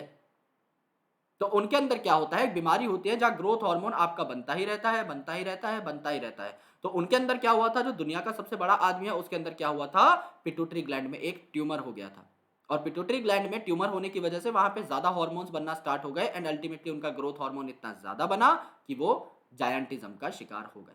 अगर आपका ग्रोथ हार्मोन कम बनता है तो आप छोटे रह जाओगे, जाहिर सी बात है, तो आप ड्वार्फिज्म का शिकार हो जाओगे, यानी आपकी इन भैया जितनी ग्रोथ रह जाएगी, तो आपकी बॉडी में नॉर्मली बनना चाहिए, राइट, जैसे कि आपके अंदर है, हमारे अंदर है, नॉर्मली बनना चाहिए, कम और ज्यादा बनने पर यह बीमारी कॉज कर सकते हैं। एक और बीमारी है जिसका नाम है एक्रोमेगैली, जिसमें मुंह काफी लंबा हो जाता है और मुंह का जो स्ट्रक्चर है ये चेंज हो जाता है। तो अगर बहुत ज्यादा सिक्रीशन हो चुकी है ग्रोथ हार्मोन की अडल्ट्स के अंदर, यानी मिडिल एजेड पीपल के अंदर, जिनकी एज जो है 26 27 28 30 35 के आसपास है, उनके अंदर क्या होगा, डिसफिगरमेंट हो जाएगी फेस की, यानी मुंह जो है आपका बहुत ही ज्यादा लंबा और विशालकाय हो जाएगा। इससे आपकी काफी बार प्रीमेच्योर डेथ भी हो जाती है, बिकॉज इस डिजीज को आप अर्ली डायग्नोज नहीं कर सकते, क्योंकि आपकी बॉडी नॉर्मल है, तो आपको पता ही नहीं लग रहा। लेकिन जिस दिन ये बीमारी आपकी बहुत ज्यादा एक्टिवेट हो जाएगी, जिस दिन ये अपना प्रचंड रूप धारण कर लेगी, उसके बाद आपका 1 महीने के अंदर पूरा मुंह जो है बहुत ज्यादा बड़ा हो जाएगा। तो ये डिजीज काफी सालों तक अनडिटेक्टेड निकल जाती है, लेकिन जब एंड में ये अपना असली रूप दिखाती है, उस टाइम पर इंसान को बचाना बहुत ही मुश्किल हो जाता है। तो इन छोटू भाई साहब को क्या है? इन छोटू भाई साहब को ड्वार्फिज्म है, यानी less secretion of growth hormone. इन लंबू भैया को क्या है? इनको गाइगेंटिज्म या जायंटिज्म है। और यहां पर इन भैया का जो डिसफिगरमेंट ऑफ फेस हो रखा है, that is just because of the excessive secretion of growth hormone in the middle age, जिस वजह से इनको क्या हो गई है? एक्रोमेगैली नाम की डिजीज हो गई। डन? ये तीनों याद हो जाएंगे क्योंकि बेसिक है। हमें पता है हाइट क्यों बढ़ती है, ज्यादा ग्रोथ हार्मोन की वजह से, कम क्यों रह जाती है, कम ग्रोथ हार्मोन की वजह से। तो इसमें कुछ याद नहीं करना, एक्रोमेगैली आपको याद करना पड़ेगा बस। सेकंड हार्मोन जो है प्रोलैक्टिन, प्रो और लैक्टिन, यानी लैक्टिन प्रोडक्शन में हेल्प करेगा। तो ये क्या करेगा? मेमोरी ग्लैंड को रेगुलेट करता है और फॉर्मेशन ऑफ मिल्क को बढ़ावा देता है। जो भी आपकी विमेन है जिनको जस्ट अभी बच्चा हुआ है, तो उनमें जो मिल्क इजेक्शन का काम करता है वो कौन है? प्रोलैक्टिन। यही आपका मिल्क बनवाता है। थायराइड स्टिमुलेटिंग हार्मोन, यानी थायराइड को स्टिमुलेट करेगा कि भाई तुम थायरोक्सिन बनाओ, तो इट सिक्रीट्स द हार्मोन जो कि थायराइड के पास जाएगा और थायराइड ग्लैंड को स्टिमुलेट करेगा कि भैया थायरोक्सिन बना दो, T3 T4 बनाओ, कुछ हेल्प करो हमारी मेटाबॉलिज्म। ठीक है। एड्रीनो कॉर्टिकोट्रॉफिक हार्मोन, एड्रीनो का मतलब क्या है? एड्रिनल ग्लैंड, जो कि किडनी के ऊपर प्रेजेंट होता है एक ताज की तरह। कॉर्टिकोट्रॉफिक मतलब कॉर्टेक्स, तो एड्रिनल कॉर्टेक्स को ये स्टिमुलेट करता है कि भैया स्टेरॉइड हार्मोन्स बना दो। तो यहां से हमें एड्रिनल ग्लैंड की एक बात पहले ही पता लग गई कि एड्रिनल कॉर्टेक्स जो है क्या बनाता है? आपका स्टेरॉइड हार्मोन्स बनाता है। तो यहां पे देखो मेमोरी ग्लैंड को कौन एक्टिवेट करेगा? प्रोलैक्टिन। थायराइड ग्लैंड को कौन एक्टिवेट करेगा? Thyroid stimulating hormone. और एड्रिनल कॉर्टेक्स जो है, बाहर का रीजन हमेशा कॉर्टेक्स कहलाता है और अंदर वाला मेडुला कहलाता है। तो बाहर का ये जो रीजन है एड्रिनल ग्लैंड का, इसे आप क्या बोलते हो? Adrenal cortex. और इससे आपका स्टेरॉइड हार्मोन बनाने के लिए इसे ट्रिगर कौन करेगा? Adrenocorticotrophic hormone. राइट। अगले हार्मोन देखो यार, अगला है ल्यूटिनाइजिंग हार्मोन LH। तो LH क्या करता है? ये गोनेडल एक्टिविटी को इंक्रीज करता है, यानी आपके मेल और फीमेल में जो गोनेड्स हैं, जो ओवरी है और जो टेस्टिस है, इन पे जाकर के वार करता है, अटैक करता है और इनसे कुछ कुछ बनवाने की कोशिश करता है। तो ये क्या है? एक गोनेडोट्रोफिन है, यानी गोनेडोट्रोफिक रिलीजिंग हार्मोन जो था, जो आ रहा था हाइपोथैलेमस से, वो किन किन को एक्टिवेट करेगा? LH को और FSH को, क्योंकि दोनों गोनेडल एक्टिविटी को बढ़ा देते हैं, दोनों के दोनों गोनेडोट्रोफिन हैं। राइट। तो ल्यूटिनाइजिंग हार्मोन क्या करता है? मेल के अंदर ये सेक्स हार्मोन बनाता है, जिन्हें आप एंड्रोजन्स बोलते हो, टेस्टिस से। जबकि फीमेल के अंदर जो ओव्यूलेशन है, ये किस दिन होती है? अगर आपकी 28 डेज की मेंस्ट्रुअल साइकिल है, तो 14th डे पे 14वें दिन आपकी जो ओवम है वो रिलीज होती है। तो यहां पर क्या है? आपका ओव्यूलेशन जो होता है, उस टाइम पर LH पीक पे होता है, इसका अमाउंट मैक्सिमम होता है। तो ओव्यूलेशन जिस टाइम पे होता है, LH मैक्सिमम है, उसे आप LH सर्ज भी बोलते हैं। ये आप पढ़ेंगे 12th क्लास के 3rd चैप्टर में कि LH सर्ज क्या होता है। जिस टाइम पर ओवम निकलेगा, उस टाइम पर LH की मात्रा मैक्सिमम है। और कॉर्पस ल्यूटियम जो है, इसको भी ये मेंटेन करता है। कॉर्पस ल्यूटियम जो कि फीमेल की बॉडी के अंदर प्रोजेस्टेरॉन सिक्रीशन का भी काम करता है। Okay. Now follicle stimulating hormone, नाम ही है फॉलिकल स्टिमुलेटिंग हार्मोन। तो आपके जो फीमेल हैं, ओके, इन फीमेल्स यहां पर क्या हो जाएगा? जो growth and development of ovarian follicles हैं, क्योंकि जो आपका जब एग डेवलप होता है, उस टाइम पर आपका पहले प्राइमरी फॉलिकल बनता है, फिर सेकेंडरी फॉलिकल, फिर टर्शरी फॉलिकल, फिर और ज्यादा मैच्योर होकर वो ग्राफियन फॉलिकल बनता है, तब जाके आपका एग रिलीज होता है। तो ये जो फॉलिकल का डेवलपमेंट है, कौन कराता है? फॉलिकल स्टिमुलेटिंग हार्मोन, नाम से ही साफ है। लेकिन मेल के अंदर ये क्या कराएगा? मेल के अंदर जो FSH है, ये एंड्रोजन के साथ मिलकर, यानी आपके जो इंपॉर्टेंट सेक्स हार्मोन्स हैं मेल के अंदर, इनके साथ मिलकर स्पर्मेटोजेनेसिस का प्रोसेस रेगुलेट करता है, यानी स्पर्म प्रोडक्शन करवाता है। तो फीमेल के अंदर फॉलिकल फॉर्मेशन और मेल के अंदर sperm production. Luteinizing hormone mail के अंदर आपका एंड्रोजन फॉर्मेशन, जबकि फीमेल के अंदर क्या करा रहा है? आपका कॉर्पस ल्यूटियम की मेंटेनेंस करा रहा है, एज वेल एज आपके ओवम को रिलीज करा रहा है। ये आपके पिट्यूटरी ग्लैंड के हार्मोन है, वो भी एंटीरियर पिट्यूटरी के, यानी पार्स डिस्टेलिस के। अब अगर आप देखोगे कि पार्स डिस्टेलिस के बाद आता है पार्स इंटरमीडिया, तो इसमें क्या है? आपका एक ही हार्मोन बनता है, जो मैंने आपको एनसीईआरटी की लाइन बताई थी कि ह्यूमंस के अंदर it is almost merged with pars distalis, यानी पार्स इंटरमीडिया जो है ये आपका पास डिस्टेलिस के साथ क्लोज्ड एसोसिएशन में रहता है एंड इवन मर्ज भी हो जाता है। ये एक ही हार्मोन बनाता है जिसका नाम है एमएसएच। एमएसएच का मतलब है मेलानोसाइट स्टिमुलेटिंग हार्मोन। मेलानोसाइट मतलब ऐसे सेल, ऐसे साइट जो कि मेलानिन सिक्रेट करते हैं या मेलानिन प्रोड्यूस करते हैं। तो एमएसएच जो है it act on melanocyte to regulate the pigmentation of skin, क्योंकि मेलानिन क्या है, ये आपको गोरा या सांवला बना सकता है। अगर आप एक ऐसी जगह पर रहते हो जहां पर सूरज जो है वो प्रचंड है, तो उस टाइम पर क्या रहेगा, सूरज से जो आने वाली किरणें रहती हैं ये आप लोगों के लिए काफी ज्यादा हार्मफुल हो सकती हैं। आपकी स्किन को प्रोटेक्ट करने के लिए आपकी स्किन को डार्क कर दिया जाता है, यानी अगर आप सांवले हो या फिर अगर आपकी स्किन डार्क है तो उसमें आपकी कोई गलती नहीं है, ये चीजें एकदम नॉर्मल होती हैं।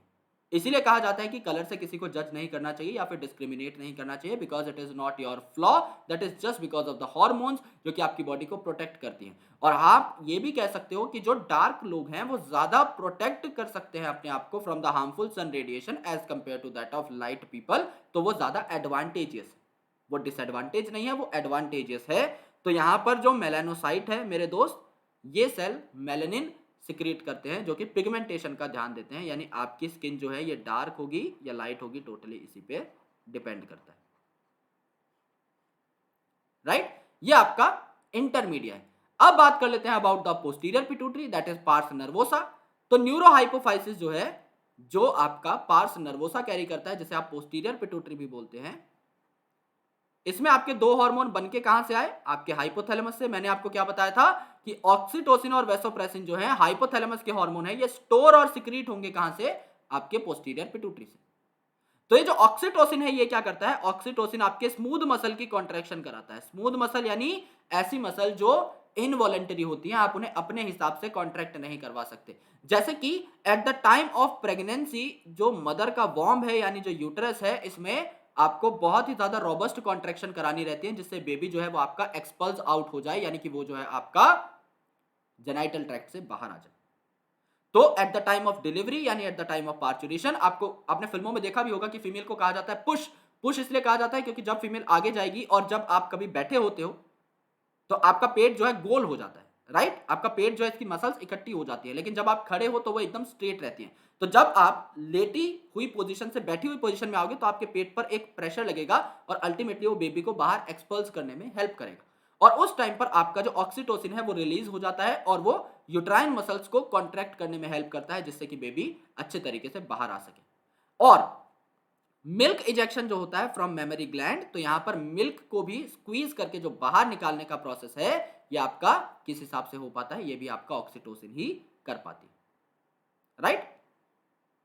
तो oxytocin is very important specially for females, right, क्योंकि डिलीवरी और मिल्क इजेक्शन दोनों काम में बहुत ज्यादा हेल्पफुल रहते हैं।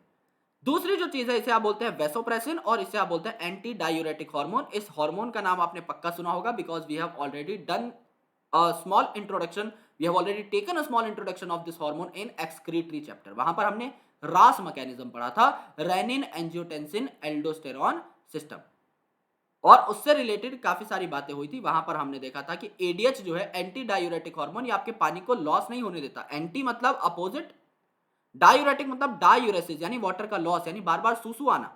तो आप क्या करोगे, अगर बार बार टॉयलेट जाओगे तो आपका वाटर लॉस हो जाएगा। लेकिन एंटी डायूरेसिस यानी अब आपको जो है बहुत ज्यादा वाटर लॉस नहीं करने दिया जाएगा, आपका वाटर जो है अंदर ही रखा जाएगा, बॉडी के रीअब्सॉर्ब कर लिया जाएगा। तो रीअब्सॉर्प्शन हो जाता है वाटर का एंड इलेक्ट्रोलाइट्स का। कौन सा इलेक्ट्रोलाइट, पहली बात हो चुकी है सोडियम। तो सोडियम के साथ जो है वाटर को भी वापस लिया जाता है, कहां से, जब हम नेफ्रॉन की बात कर रहे थे, डिस्टल कॉन्वोल्यूटेड ट्यूब्यूल की बात हुई थी। तो डिस्टल कॉन्वोल्यूटेड ट्यूब्यूल जो है किडनी का, ये वाटर और सोडियम को रीअब्सॉर्ब कर लेता है एंड डायूरेसिस इससे कम हो जाती है। यानी अगर आपका वाटर रीअब्सॉर्ब ही हुआ है तो एक्सक्रीशन करने के लिए आपके पास कुछ नहीं है, तो आप सुसु नहीं करके आओगे, तो यूरिन के थ्रू आपका वाटर लॉस नहीं होगा। अगर डेफिशिएंसी हो जाती है एडीएच की, अगर एडीएच आपकी बॉडी में कम बन रहा है तो आप वाटर को कंजर्व ऑब्वियसली नहीं कर पाओगे, रीअब्सॉर्प्शन ही नहीं होगी, तो इससे वाटर लॉस निरंतर होता रहेगा, डिहाइड्रेशन निरंतर होती रहेगी, आप लोग बार बार सुसु करते रहोगे इन भैया की तरह। इससे आपको एक बीमारी हो जाएगी, इसे आप कहते हैं डायबिटीज इंसिपिडस। तो दो प्रकार के डायबिटीज होते हैं, इनके बारे में डिस्कशन करते हैं। एक तो आपका डायबिटीज जो है इसे आप बोलते हैं diabetes mellitus, diabetes mellitus. Diabetes mellitus जब आपकी बॉडी में शुगर लेवल जो है वो बढ़ जाए। शुगर लेवल बढ़ जाए किसकी कमी की वजह से? इंसुलिन की कमी की वजह से। इसीलिए जो डायबिटीज मेलाइटस के पेशेंट है उन्हें इंसुलिन के इंजेक्शन दिए जाते हैं। अगर इंसुलिन कम है तो शुगर बढ़ेगी। क्यों? क्योंकि इंसुलिन क्या करता है? शुगर की खपत को बढ़ाता है, शुगर की यूटिलाइजेशन को बढ़ाता है, इसको स्टोर करने में हेल्प करता है। लेकिन अगर इंसुलिन ही नहीं है तो शुगर की खपत भी रुक गई, यानी शुगर इकट्ठा होता रहेगा, और ये स्टोर भी नहीं हो पा रहा तो शुगर और इकट्ठा होता रहेगा, तो आपको ब्लड शुगर लेवल में इंक्रीमेंट देखने को मिलेगा। ये होता है इंसुलिन की कमी की वजह से। लेकिन अगर आप डायबिटीज इंसिपिडस देखते हो, अगर आप डायबिटीज इंसिपिडस देखते हो, तो यहां पर क्या है मेरे दोस्त? आपका शुगर बढ़ा है, ये भी डायबिटीज, लेकिन क्यों बढ़ा? क्योंकि वाटर आपकी बॉडी से लॉस हो गया। अगर वाटर आपकी बॉडी में कम है, क्योंकि एडीएच आपकी बॉडी में कम था, तो पानी अगर कम कर दिया है तो शुगर का लेवल ऑटोमेटिकली बढ़ जाएगा। देखो मेरे भाई, एक चीज को कंसंट्रेट करने के दो तरीके होते हैं। या तो मैं उसमें शुगर की मात्रा बढ़ा दूं, या तो मैं उससे पानी निकाल लूं। दोनों ही केस में कंसंट्रेशन बढ़ेगी, क्योंकि पानी जब आप निकालते हो तो भी कंसंट्रेशन बढ़ेगी, पानी को जब आप डालते हो तो डाइल्यूशन होता है। तो यहां पर क्या हो रहा है? यहां पर शुगर की बढ़ने की वजह से शुगर हो रही है, लेकिन यहां पर वाटर के कम होने की वजह से शुगर हो रही है दोनों ही शुगर, है दोनों ही डायबिटीज, लेकिन कारण अलग अलग हैं। तो आपसे क्वेश्चन पूछ लिया जाता है कि इंसिपिडस कौन करेगा और मेलाइटस कौन करेगा। ये आपकी पोस्टीरियर पिट्यूटरी है, जिसको आप न्यूरोहाइपोफाइसिस भी बोलते हो। इसके बाद जो आपकी तीसरी चीज आती है दिमाग के अंदर, उसे आप कहते हो पीनियल ग्लैंड। यहां पर एक घड़ी बनी हुई आपको दिखाई दे रही है दिमाग के अंदर, कि आपके दिमाग में एक बायोलॉजिकल क्लॉक है। आपके दिमाग में एक बायोलॉजिकल क्लॉक है जो आपको बताती है, आपके डे नाइट साइकिल को रेगुलेट करती है। तो ये जो पीनियल ग्लैंड है, ये one of the smallest gland है आपकी बॉडी के अंदर। ओके, तो ये भी आपका यहां पर प्रेजेंट है इसी फोर ब्रेन के रीजन में। तो फोर ब्रेन का जो डोर्सल रीजन है, पीछे वाला जो साइड है, यहां पर आपको पीनियल ग्लैंड देखने को मिलता है। और ये क्या बना रहा है? ये एक हार्मोन बनाता है जिसका नाम है मेलाटोनिन। अभी आपने क्या देखा था? Melanin, and it is melatonin. तो मेलाटोनिन जो है, इसका नाम आपका मेलानिन से मिलता जुलता है, similar name to melanin, right? तो कंफ्यूज नहीं होना है, लेकिन इससे हम एक चीज याद करेंगे, इससे हम फायदा उठाएंगे। मेलानिन क्या कर रहा था? पिगमेंटेशन करा रहा था। तो जो मेलाटोनिन है, ये भी क्या कराएगा? ये भी आपका पिगमेंटेशन में थोड़ी बहुत हेल्प कराएगा। और क्योंकि ये आपकी बायोलॉजिकल क्लॉक है, तो जो भी टाइम ओरिएंटेड प्रोसेसेस होते हैं, जैसे कि आपका मेंस्ट्रुअल साइकिल अगर आपका 28 दिन का होता है, तो that is totally carried out, that is totally undertaken by the pineal gland. इसकी टाइम का ख्याल जो है पीनियल ग्लैंड ही रखता है। तो 24 घंटे की जो साइकिल रहती है आपकी बॉडी की, जिसे आप डायअर्नल साइकिल बोलते हो, कि आप एक दिन में क्या करते हो, उस रिदम को कौन कंट्रोल करता है? आपका पीनियल ग्लैंड। जैसे maintenance of sleep wake cycle, कब उठना है कब सोना है, तो आप इसको चेंज भी करना चाहोगे तो अचानक से नहीं कर पाओगे। तुम रात को अगर 2 बजे सोते हो तो अगले दिन तुम अचानक से 4 बजे नहीं उठने लग जाओगे। आपको एक स्लो पेस पे काम करना रहता है, आपको अपने पीनियल ग्लैंड को कंट्रोल करना पड़ता है, राइट? कि हाँ, एक धीरे धीरे स्मॉलर पेस पे मैंने अपनी साइकिल को चेंज किया है। बॉडी टेम्परेचर जो है, जो डे नाइट में आपका टेम्परेचर फ्लक्चुएट करता है, उसको भी आपका पीनियल ग्लैंड ही कंट्रोल करेगा। एंड ये आपका मेटाबॉलिज्म को भी इन्फ्लुएंस कर सकता है, क्योंकि रात को मेटाबॉलिक रिएक्शंस आपके स्लो होते हैं, आप सो रहे हैं आराम से, और दिन में मेटाबॉलिक रिएक्शन फास्ट होते हैं, बिकॉज यू आर वर्किंग, तो आपको एनर्जी की भी जरूरत है। तो आप जब सो रहे हो उस टाइम पर जो आपका ब्लड प्रेशर कम ज्यादा होगा, आप जब सो रहे हो जग रहे हो उस टाइम पर आपका जो टेम्परेचर फ्लक्चुएट होगा, उस टाइम पर आपके जो रिएक्शंस फ्लक्चुएट होंगे, इन सारी चीजों का ध्यान कौन रखेगा? पीनियल ग्लैंड रखेगा। और इसके साथ साथ ये हमारी डिफेंस कैपेबिलिटी भी बढ़ा देता है। डिफेंस कैपेबिलिटी कैसे बढ़ा देता है? क्योंकि ये क्या करता है, काफी सारे डिफेंसिव सेल्स को भी एक्टिवेट करता है। ओके, सो ये हमारी डिफेंस कैपेबिलिटी को भी बढ़ा देता है, चीजों को रजिस्ट करने में हेल्प करता है। कोई भी चेंज हो रहा है हमारी बॉडी में तो उसको रजिस्ट करने में ये काफी हद तक हमारी हेल्प करता है। तो pineal gland is a very small gland, लेकिन इसके जो फंक्शंस हैं वो बहुत ही ज्यादा इंपॉर्टेंट है हमारे सर्वाइवल के लिए, राइट? तो काफी बार कुछ लोग हैं, एक आपने पहले न्यूज सुनी थी कि काफी लोग जो थे वो एक गुफा में बंद हो गए थे, एक कोई डक्ट सी जिसके अंदर बंद हो गए थे, और उनको जो है काफी दिनों में निकाला गया था उसके बाद, 30-40 दिन में। तो उनको नॉर्मल लाइफ में आने में काफी टाइम लग गया था, क्योंकि 30-40 दिन तक उन्होंने सूरज नहीं देखा था। They were having an instinct of night all the time. उन्हें 30-40 दिन तक ऐसे लग रहा था कि दुनिया में रात ही है सिर्फ, क्योंकि उन्होंने उजाले से कभी एक्सपोजर को देखा ही नहीं, राइट? तो जब दिमाग है उसको ऐसा लगता है कि हाँ यार अब उजाला नहीं है, अब रात ही रात है सिर्फ, तो उसको दिन को कबूल करने में, उसको दिन को जो है एक्सेप्ट करने में बहुत टाइम लगता है, और इसलिए उनकी पीनियल ग्लैंड दोबारा से सेट होने में, उनकी क्लॉक दोबारा से सेट होने में अच्छा खासा टाइम यहाँ पर लगा, राइट। तो ये एक्टिवेशन भी करते हैं काफी सारे इंपॉर्टेंट पार्ट्स का,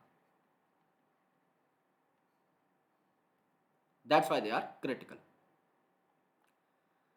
अगला जो हार्मोन है, अब हम ब्रेन से आगे बढ़ चुके हैं, अब हम अपने गले वाले पार्ट में बढ़ चुके हैं। तो गले वाले पार्ट में क्या है, आपका थायराइड ग्लैंड है, जिसके अंदर दो लोब्स होते हैं। एक आपका ये लोब है जिसको आप लोग राइट लोब बोल सकते हो, और एक आपका ये लोब है जिसको आप लोग क्या बोलते हो, लेफ्ट लोब बोल सकते हो। और इनके बीच में क्या है, एक आपकी रिज प्रेजेंट है जो कि इन दोनों को जोड़ के रखती है, जिसको हमने क्या बोला है, जिसको हमने इस्थमस बोला है। This isthmus used to connect both lobes,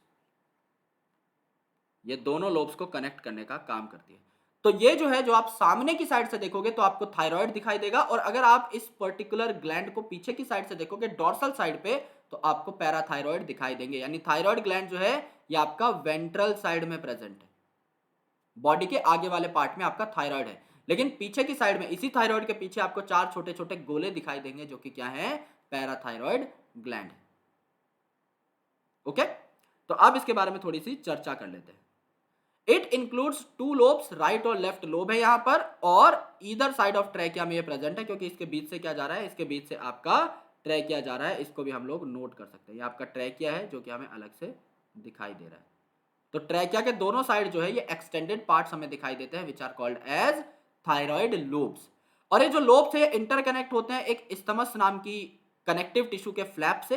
तो इस्थमस क्या है, ये आपका कनेक्टिव टिश्यू का फ्लैप है। अब थायराइड ग्लैंड जो है, इसमें अलग अलग टाइप ऑफ सेल्स होते हैं, जिसमें आपके जो मोस्ट इंपॉर्टेंट सेल हैं they are follicle cells and आपके स्ट्रोमल सेल्स या स्ट्रोमल टिश्यूज भी यहाँ पर प्रेजेंट हो सकते हैं। तो ये जो है आपके फॉलिकल सेल्स है, जो मिलकर के एक फॉलिकल बना लेते हैं, राइट। तो ये जो छोटे छोटे सेल्स हैं, these are called as follicular cell, और ये मिल करके ये जो एक सर्कुलर आपकी आउटलाइन बना रहे हैं, इसे आप एक सिंगल फॉलिकल बोल सकते हैं। तो यहाँ पर मैंने 5 से 6 फॉलिकल्स आपको बना करके दिखा दिया, और इनके बाहर की साइड जो आपके टिश्यूज प्रेजेंट है, इन्हें आप स्ट्रोमल टिश्यूज भी बोल सकते हैं, राइट। स्ट्रोमल टिश्यूज भी आप इन्हें कह सकते हैं। So each thyroid follicle is composed of follicular cell, यानी ये जो है पूरा का पूरा ये एक सिंगल फॉलिकल है, एक सिंगल फॉलिकल है। और इस सिंगल फॉलिकल में कितने सेल्स हैं आपके, 1 2 3 4 5 6 7 8 9 10 11 12 13 14 15, और इसके बाद भी पूरा का पूरा है। तो इसमें आपके मल्टीपल फॉलिकुलर सेल्स आपके प्रेजेंट रहते हैं। तो इसमें मल्टीपल फॉलिकुलर सेल्स आपके प्रेजेंट रहते हैं, और ये कैविटी को एनक्लोज करते हैं, जहां पर आपके कुछ एसेंशियल पार्ट्स प्रेजेंट रहते हैं, जहां पे आपकी ब्लड कैपिलरी और आपका कोलॉइड लाइक स्ट्रक्चर प्रेजेंट हो सकता है। Okay, so this is the cavity which is enclosed by the follicular cells. अब इन फॉलिकुलर सेल्स के बारे में इतनी बातें क्यों की गई, क्योंकि यही आपके एसेंशियल हार्मोन्स बनाएंगे। तो जो फॉलिकुलर सेल है यही आपके फॉलोइंग हार्मोन्स को बनाता है। कौन कौन से हार्मोन्स, पहला आपका T3, नाम क्या है, T3। तो T3 में 3 का मतलब क्या होता है, ट्राई, और क्या चीज है इसमें, 3 आपके आयोडीन्स। ओके, तो यहां पर आपको आयोडीन की जरूरत पड़ती है इन हार्मोन्स को बनाने के लिए। तो 3 क्या है यहाँ पर, आयोडीन है, तो इसे क्या बोला, ट्राई आयोडो। और ये थायरोक्सिन टाइप का हार्मोन है, तो इसे थायरोनिन कहा जाता है। It is called as triiodothyronine, that is T3। और अगर आप 4 लगा देते हो आयोडीन, तो इसका नाम क्या हो जाएगा, टेट्रा। टेट्रा मतलब 4, आयोडो का मतलब iodine, and thyronine, tetra iodo thyronine नाम का ये पर्टिकुलर हार्मोन हो जाएगा, जिसे आप क्या बोलते हो, T4 बोलते हो। तो T3 और T4 यहां पर प्रेजेंट है। इनमें से आपका थायरोक्सिन जो है, it is basically T4। T4 को आप प्यार से क्या बोलते हो, थायरोक्सिन बोलते हो, जबकि आपका जो T3 है इसको आप ट्राई आयोडोथायरोनिन ही बोलना प्रेफर करते हो। तो आयोडीन सिंस यहाँ पर बहुत ज्यादा इंपॉर्टेंट है, आयोडीन के बिना ये हार्मोन्स नहीं बनते हैं, इसीलिए अगर आयोडीन की समझ लीजिए आपकी बॉडी के अंदर कमी हो गई, तो आपके T3 और T4 भी नहीं बन पाएंगे, आपके T3 और T4 की भी कमी हो जाएगी। और T3 T4 की कमी हो जाएगी तो आपका जो थायराइड है इस पर प्रेशर पड़ेगा कि भाई मैं तो कुछ कर ही नहीं पा रहा हूँ जीवन में, क्योंकि मेटाबॉलिज्म जो मेन रेगुलेट करेगा वो आपका थायराइड है। जो लोग काफी मोटे होते हैं इनको यूजुअली थायराइड की प्रॉब्लम होती है, क्योंकि इनका मेटाबॉलिज्म स्लो हो जाता है। अब इनकी बॉडी में फैट जमा होता जा रहा है, इनका थायराइड ठीक से काम नहीं कर रहा है, राइट। तो अल्टीमेटली क्या हो जाता है, यहाँ पर मेटाबॉलिज्म को रेगुलेट करने के लिए थायरोक्सिन तो बनाना पड़ेगा, T3 T4 तो बनाने पड़ेंगे। तो आपका जो थायराइड है ये बड़ा होने लग जाता है कि हाँ भाई अगर मैं बड़ा हो जाऊं तो कुछ सेल्स अगर मैं ज्यादा एक्वायर कर लूं तो एटलीस्ट मैं शायद काम का T3 T4 बना पाऊंगा। तो इसलिए आपका थायराइड क्या हो जाता है, ये एक्स्ट्रा काम के प्रेशर की वजह से बड़ा हो जाने लगता है, जिसको आप गोइटर भी बोलते हो। फिर आपका जो गला है मोटा हो जाता है। इसलिए आयोडीन की कमी हमें नहीं होनी चाहिए। इसीलिए आपका नॉर्मल नमक जो है अब गांव में भी खाना बंद कर दिया है। पहले समुद्री नमक खाया करते थे जो कि डले की फॉर्म में आता था, मोटे मोटे पैलेट्स होते थे। लेकिन अब आपका क्या कर दिया है, अब आपका वैक्यूम इवेपोरेटेड दाना दाना एक समान आयोडाइज्ड सॉल्ट आ चुका है। सरकार ने सोचा कि ऐसी चीज में आयोडीन डालो जो दुनिया कभी मना कर ही ना पाए। अब चाहे इंडिया हो, चाहे अमेरिका हो, चाहे कोई भी कंट्री हो देश की, वर्ल्ड की, उसके अंदर आपका सॉल्ट तो खाया ही जाएगा। Salt is a thing that you can't deny to consume, करना ही पड़ेगा। तो आयोडाइज सॉल्ट इसीलिए डाला गया क्योंकि पूरा देश जो है वो फिर इस बीमारी से मुक्त हो पाए। और आज जो है ये बीमारी नहीं देखने को मिलती यूजुअली। ओके, तो जो आपके फॉलिकुलर सेल हैं ये T3 T4 बना सकते हैं, एज वेल एज ये थायरोकैल्सिटोनिन भी बना सकते हैं। थायरो मतलब आपका थायराइड ग्लैंड से बना हुआ, कैल्सिटोनिन, कैल्सी का मतलब क्या होता है, कैल्सी का मतलब होता है कैल्शियम। यानी ये क्या करेगा, कैल्शियम मेटाबॉलिज्म को रेगुलेट करेगा। ये ब्लड में कैल्शियम की मात्रा को रेगुलेट करता है। ओके, तो यहां पर देखो अब डायग्राम, अगर आप वेंट्रल साइड से देखते हो, अगर आप वेंट्रल साइड से देखते हो ना, आगे वाली साइड से, तो आपको थायराइड दिखाई देगा। जबकि मैंने बताया अगर आप पीछे वाली साइड से देखते हो ना, डोर्सल साइड से, तो आपको 4 छोटे छोटे डॉट और दिखाई देंगे इस थायराइड के पीछे। ये तो आपका एज इट इज थायराइड ही है। इसके पीछे 4 छोटे छोटे लाल कलर के जो डॉट दिखाई दे रहे हैं ये क्या है, पैराथायरॉयड ग्लैंड है। ये दो जो है ये तो आपके राइट साइड में है, तो दो आपके पैराथायरॉयड होंगे एक लोब में, और ये जो बचे हुए दो हैं ये वाले पैराथायरॉयड होंगे आपके दूसरे लोब के अंदर। तो आप कह सकते हो कि एक लोब में दो पैराथायरॉयड ग्लैंड मिलते हैं आपके पीछे की साइड। ये पीछे की साइड आपको दिखा रखे हैं। तो एक लोब के अंदर आपके क्या है, दो पैराथायरॉयड ग्लैंड। ओके, तो हार्मोन्स कौन कौन से हुए, थायरोक्सिन, T3 एंड थायरोकैल्सिटोनिन। अब इनका काम क्या है इनके बारे में डिस्कशन करेंगे। सबसे पहले T3 और T4 क्या करते हैं, regulate the basal metabolic rate. मैंने आपको बताया कि जो भी आपकी बॉडी का मेटाबॉलिज्म से रिलेटेड प्रोसेस है वो ज्यादातर कौन करेगा, आपका थायराइड करेगा। इसका काम ही है। तो ये metabolism of carbohydrate, metabolism of protein, metabolism of fat, तीनों को रेगुलेट करता है। तो ये जो आपका मेटाबॉलिज्म वर्ड है it is very very important for thyroid, ये तो आपको याद करना ही है। इसके अलावा आपकी फिजिकल, मेंटल और सेक्सुअल डेवलपमेंट में भी ये हेल्प करता है थायराइड हार्मोन्स। इसीलिए आप कहते हैं आयोडीन नहीं खाओगे तो दिमाग कमजोर हो जाएगा। एक ऐड आती है ना जिसमें उसकी बेटियां बैठी रहती हैं और मम्मियों का कंपटीशन कराती हैं कि कौन सही जवाब बताता है, कौन गलत जवाब बताता है, एंड सो ऑन। फिर एंड में बताते हैं कि हाँ हमारा नमक सही था तो हमारी मम्मी ने सही बता दिया। तो ये फिजिकल, मेंटल और जो बेसिक डेवलपमेंट होती है एक इंसान की, उसमें भी आपके इन आयोडीन से रिलेटेड हार्मोन्स का बहुत क्रिटिकल रोल होता है। ये आरबीसी फॉर्मेशन को भी सपोर्ट करते हैं, यानी ये ब्लड फॉर्मेशन को, ब्लड सेल फॉर्मेशन को भी सपोर्ट कर सकते हैं। ओके, बीएमआर बढ़ाने के लिए ultimately maintenance of water and electrolyte balance, यानी आपके मेटाबॉलिज्म के साथ साथ जो ऑस्मोटिक बैलेंस है उसको भी रेगुलेट करेंगे। तो यहां पर अगर आप एक वर्ड में लिखना चाहे it is the osmolarity balance. तो ये आपका नॉर्मल तो कर ही रहे हैं मेटाबॉलिक बैलेंस, इसके अलावा ऑस्मोलैरिटी का बैलेंस भी कर रहे हैं कि कहां पर आपका वाटर ज्यादा है, कहां पर इलेक्ट्रोलाइट ज्यादा है, तो उनको कम करने का, ज्यादा करने का काम कौन करेगा, आपका थायराइड करेगा, स्पेशली T3 एंड T4। अगर आप थायरोकैल्सिटोनिन की बात करते हैं तो थायरोकैल्सिटोनिन क्या करेगा, ये एक प्रोटीनेशियस हार्मोन है। तो हार्मोन का नेचर भी आपको याद करना है, ये प्रोटीनेशियस हार्मोन है, यानी इसका नेचर जो है कैसा है, अमीनो एसिड से बना हुआ है। It lowers the blood calcium level, ये क्या करता है, आपके ब्लड कैल्शियम लेवल को कम करता है।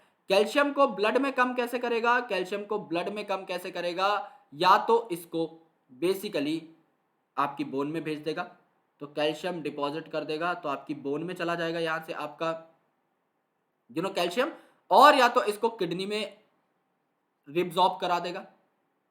ओके, जिससे किडनी के थ्रू जो है आपका कैल्शियम यूरिन में लॉस्ट हो जाए, और या तो आपके स्मॉल इंटेस्टाइन में एब्जॉर्ब करा देगा जिससे आपके फीकल मैटर के थ्रू आपका ये बाहर निकल जाए। अल्टीमेटली आपके ब्लड में कैल्शियम को कम रखना है तो ये आपकी बॉडी से या तो कैल्शियम को बाहर निकाल देगा या फिर ब्लड से कैल्शियम विड्रॉ करके हड्डियों में डिपॉजिट करना स्टार्ट कर देगा, जिससे आपकी हड्डियां मजबूत बन सके, हड्डियों के मिनरलाइजेशन करा देगा, यानी उनमें कैल्शियम ऐड कर देगा। तो इसका काम क्या है, ब्लड में कैल्शियम को लो रखना, ये बात याद रखना। हड्डी पे क्वेश्चन आ गया तो उल्टा केस हो जाएगा। आयोडीन जो है ये थायराइड के हार्मोन्स बनाने के लिए बहुत इंपॉर्टेंट है, नाम के अंदर ही था यार, ट्राई आयोडोथायरोनिन, टेट्रा आयोडोथायरोनिन, तो कोई घबराने की बात नहीं है, वहीं से हमें लिंक मिल जाता है। अब थायराइड से रिलेटेड बीमारियों के बारे में बात कर लेते हैं। थायराइड जो है, अगर आप का थायराइड कम हार्मोन बना रहा है तो हाइपोथायराइडिज्म हो जाएगा। हाइपो का मतलब क्या होता है, लोअर, तो आपके थायराइड हार्मोन की सिक्रीशन कम हो रही है, तो यहां पे जो थायराइड ग्लैंड है ये लार्ज हो जाएगा। क्यों? क्योंकि आयोडीन कम है। अब आयोडीन कम है तो T3 और T4 कम बनेंगे। अगर T3 T4 कम बनेंगे तो इंसान सोचेगा कि यार अपने जो है थायराइड को मैं बड़ा कर लेता हूं, जिससे कि एटलीस्ट मैं ज्यादा T3 T4 बना पाऊं। इस चक्कर में एनलार्जमेंट कर लेता है थायराइड ग्लैंड की, और मोटे मोटे जो है गले आपको यहां पर देखने को मिल जाते हैं। इन अडल्ट विमेन, अगर कोई बड़ी विमेन है, यहां पर अगर थायराइड से रिलेटेड प्रॉब्लम्स हो जाती हैं तो मेंस्ट्रुअल साइकिल जो है ये भी आपको इरेगुलर देखने को मिल सकती है। यानी थायराइड जो आपका मेटाबॉलिज्म रेगुलेट करता है वो आपके मेंस्ट्रुअल साइकिल को भी इफेक्ट कर सकता है। तो आपको इसका भी ध्यान रखना है कि फीमेल में थायराइड से रिलेटेड प्रॉब्लम ना हो, तो उनको भी ठीक अमाउंट में नमक का सेवन करना चाहिए, वो भी आयोडाइज नमक का।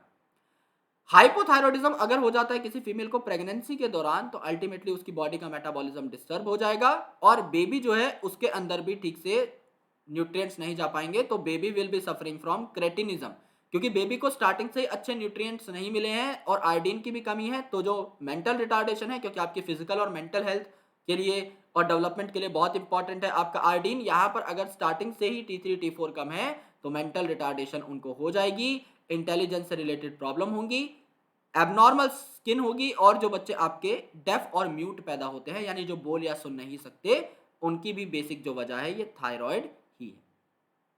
तो इसीलिए जो सरकार है, जो आंगनवाड़ियां हैं, वो आपका अच्छा न्यूट्रिएंट प्रोवाइड करने की कोशिश करती हैं प्रेग्नेंट विमेन को। तो जो आंगनवाड़ियां होती हैं वहां पे जो पढ़ने वाले स्टूडेंट्स होते हैं वो तो जाते ही हैं, उनको मिड डे मील का जो है प्रस्ताव दिया जाता है, लेकिन उसके साथ साथ जो फीमेल्स हैं जो कि प्रेगनेंसी के पीरियड में है अभी फिलहाल, उनको भी क्या किया जाता है, आटा दिया जाता है फ्री में, और उसके अंदर जो है विटामिन आपके इनकॉर्पोरेटेड रहते हैं। उसके अलावा तेल दिया जाता है जो कि ऑल्सो एनरिच्ड इन विटामिन होता है। उसके अलावा नमक दिया जाता है आंगनवाड़ी का, जिसके अंदर आयोडीन रहता है। इसके अलावा आपको आयरन की टैबलेट्स दी जाती हैं। इसके अलावा आपको फॉलिक एसिड की टैबलेट दी जाती है, विटामिन B12 की टैबलेट दी जाती हैं, जिससे कि जो माँ है अगर वो गरीब घर से भी बिलोंग करती है तो भी उसका बच्चा जो है न्यूट्रिएंट डेप्राइव्ड पैदा ना हो। तो एक जो मुहिम है वो छेड़ी गई थी इसको सही करने के लिए, इन बीमारियों को जो कि न्यूट्रिशन की वजह से होती हैं। अदरवाइज जो बच्चे हैं जिनमें विटामिन की कमी होती है, उनको न्यूरल ट्यूब डिफेक्ट्स भी हो सकते हैं, यानी कि वो बहुत ज़्यादा टाइम तक सर्वाइव नहीं कर सकते, उनका ब्रेन जो है बहुत ही प्रॉपर्ली फंक्शनिंग नहीं करता। तो इन सब चीज़ों से बचाने के लिए भी थायराइड की अच्छी अमाउंट होना ज़रूरी है, यानी प्रेग्नेंट फीमेल अच्छा खाना खाए और अपने बच्चे का भी अच्छे से ख्याल रखे।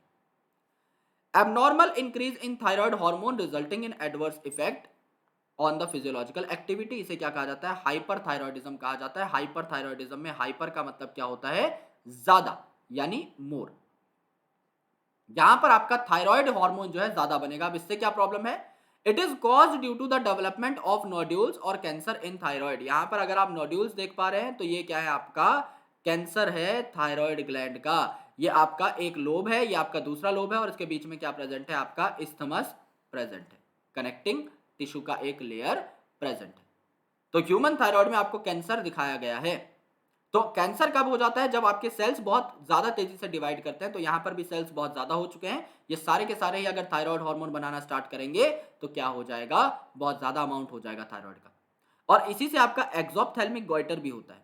तो गॉइटर क्या था, जो आपका जब थायराइड कम बन रहा था, थायराइड हार्मोन या थायरोक्सिन, उस केस में जो आपको बीमारी हुई थी, थायराइड ग्लैंड ने अपना साइज बढ़ा लिया था, दैट वाज गॉइटर। एक्सोप्थेल्मिक गॉइटर क्या है, इसे आप ग्रेव डिजीज भी कह सकते हो, ये हाइपरथायरॉयडिज्म का फॉर्म है, इसमें आपका ज्यादा थायराइड बनता है। तो एक्सोप्थेल्मिक गॉइटर और गॉइटर एक दूसरे के अपोजिट है। सिम्टम क्या है, एनलार्जमेंट ऑफ थायराइड। तो पहले केस में एनलार्जमेंट क्यों हुई, क्योंकि आपका छोटा थायराइड बहुत ज्यादा काम नहीं कर पा रहा था, तो उसने अपने साइज को बढ़ाने का ठान लिया। और यहां पर साइज क्यों बढ़ा है, क्योंकि नोड्यूल्स बन चुके हैं, कैंसर हो चुका है, तो उसमें तो अल्टीमेटली ट्यूमर्स बनेंगे ही बनेंगे। प्रोट्रूजन्स ऑफ आईबॉल्स, आंखें आपकी बाहर निकल जाती हैं इस प्रकार से, हमेशा खुली रहती है। और इंक्रीज्ड बीएमआर, क्योंकि आपका थायराइड क्या करता है, बेसल मेटाबॉलिक रेट को रेगुलेट करता है। तो अगर आपके बॉडी में बेसल मेटाबॉलिक रेट बढ़ चुका है, यानी अगर आपकी बॉडी में मेटाबॉलिज्म का प्रोसेस बढ़िया तरीके से होने लगा है, तो आपकी बॉडी में आप जो भी चीजें खाओगे वो मेटाबोलाइज हो जाएंगी, तो अल्टीमेटली आपका वेट लॉस हो जाएगा। आप जो भी चीजें खा रहे हो वो डाइजेस्ट हो जा रही है, लेकिन आपकी बॉडी तक पहुंच नहीं रही, एसिमिलेट नहीं हो रही, तो वेट लॉस के आप शिकार हो जाओगे। मेटाबॉलिज्म अगर बढ़ा तो आप जो भी खाओगे वो टूट तो जाएगा, मेटाबॉलिज्म फास्ट है, लेकिन आपकी बॉडी में वो एसिमिलेट नहीं हो रहा है, एक्यूमुलेट नहीं हो रहा है। तो एक्सोप्थेल्मिक गॉइटर में देखो यहाँ पर गॉइटर भी देखने को मिला एंड यहाँ पर प्रोट्रूजन ऑफ आई बॉल्स भी देखने को मिली।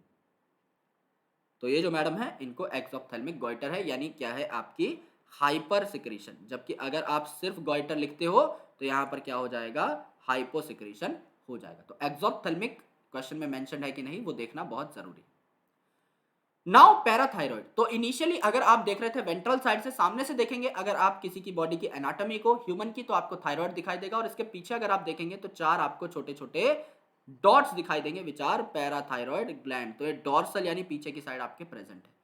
तो ये आपके 4 ग्लैंड हैं जो कि back side of thyroid gland पे प्रेजेंट है। एक पेयर इनका प्रेजेंट रहता है हर लोब के अंदर। तो ये एक लोब है तो इसके अंदर क्या है आपके 2 पैराथायरॉइड ग्लैंड्स प्रेजेंट हैं, दूसरे लोब के अंदर भी 2 पैराथायरॉइड, तो टोटल आपके 2 लोब्स हैं थायराइड के और 4 आपके पैराथायरॉइड उनके अंदर प्रेजेंट होंगे। नाम याद करने की कोई दिक्कत नहीं है हार्मोन की, ये पैराथायरॉइड हार्मोन ही बनाता है which is a peptide hormone. तो आपका जो थायरोकैल्सिटोनिन था उसका अपोजिट ये काम करता है। तो अभी हमने क्या देखा था, अभी हमने जस्ट देखा था thyrocalcitonin which was formed by the thyroid, और पैराथायराइड क्या करता है, इसका उल्टा काम करता है। तो इसको मैं लिख सकता हूं एंटागोनिस्टिक टू थायरोकैल्सिटोनिन, जिसको आप टीसीटी बोलते हैं। टीसीटी क्या कर रहा था, टीसीटी आपके ब्लड में कैल्शियम के अमाउंट को कम कर रहा था, बोन्स में दे रहा था कैल्शियम या एक्सक्रीट करा दे रहा था। लेकिन जो पैराथायरॉइड हार्मोन है ये आपके ब्लड में कैल्शियम के लेवल को क्या करेगा, बढ़ा देगा मेरे दोस्त। यानी ये क्या करेगा, आपके बोन से उल्टा ला लाकर ब्लड में कैल्शियम लोड करने लग जाएगा, या फिर आपके कैल्शियम को एक्सक्रीट नहीं होने देगा, उसी बॉडी में ही रिटेन करके रखेगा। तो फंक्शन ऑफ पैराथायरॉइड हार्मोन क्या है, कैल्शियम लेवल को मेंटेन करता है, and it is a hypercalcaemic hormone. Hyper मतलब ज्यादा कर देगा, किसको, कैल्शियम को ज्यादा कर देगा। ओके, तो it stimulates bone resorption, bone से निकाल करके, बोन से डीमिनरलाइज कर करके देने लग पड़ा है ब्लड को calcium. Stimulate reabsorption of calcium by the renal tubule. तो पहले वाला जो था आपका थायरोकैल्सिटोनिन वो तो किडनी के पास दे रहा था कैल्शियम कि भैया इसको यूरिन के थ्रू या आपके एक्सक्रीटा के थ्रू बाहर निकालो, लेकिन ये रीनल ट्यूब्यूल से वापस ले रहा है, भाई वापस ला, ब्लड में ज्यादा करना है।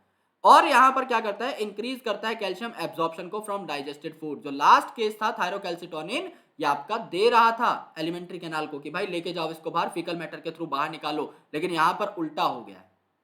Okay, so along with TCT it helps in calcium balance in body, यानी थायरोकैल्सिटोनिन के साथ साथ मिलकर ये कैल्शियम का जो आपका होम्योस्टेसिस है उसको मेंटेन करता है। अब एक बार देख लेते हैं यार, यहां पर देख लेते हैं थायरोकैल्सिटोनिन कौन है और आपका पैराथायरॉइड हार्मोन कौन है।